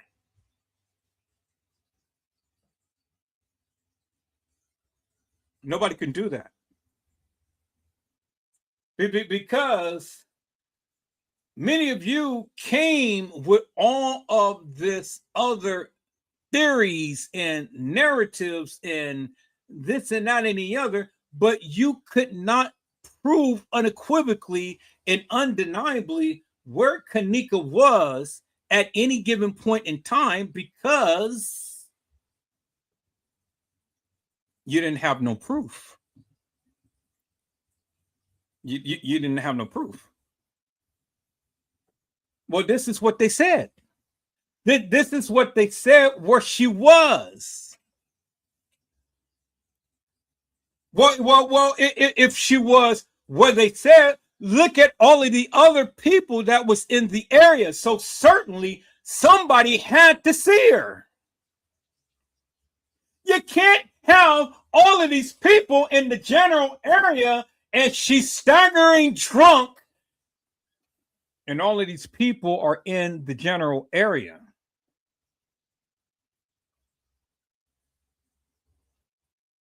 How does that happen, people? Help me to make that make sense. Help me to make that make sense. How did that happen?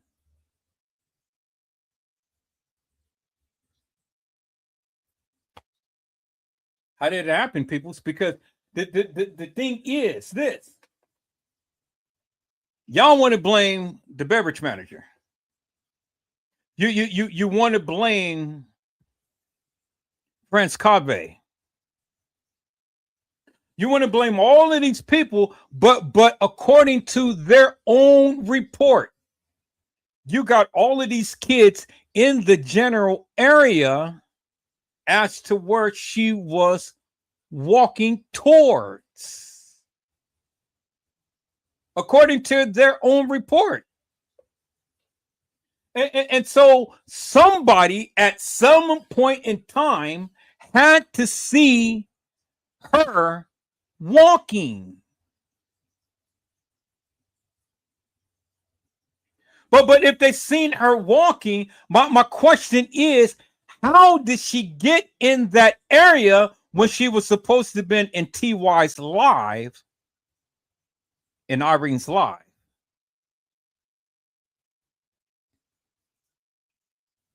So according to this report, everybody wasn't in TY's live.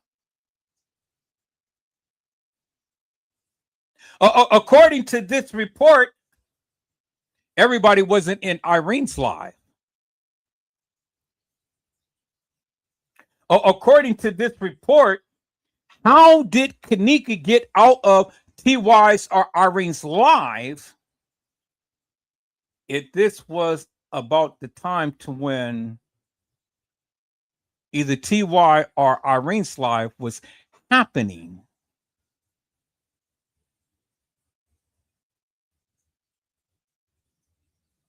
And if it was happening at about that time, well, then somebody lied. Because Kenneka couldn't have been in TY's live or Irene's live and all of this stuff was happening, and Kenneka is in the hallway. How did she get there? When did she get there? I mean, they gave specific times right here. And then in times in this report, they gave a play-by-play, minute by minute.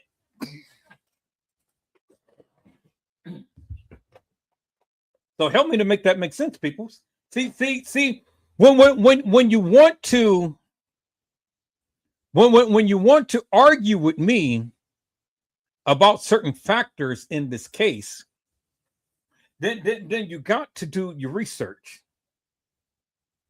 You got to come with some receipts, and you got to be able to explain yourself in great detail, because see, the thing is, people, I gave you what they gave. And I told you what they said. But I can't make sense of it because of the simple fact that this is conflicting with all of the narratives. And notice the difference between a narrative and a statement that the kids supposedly had gave.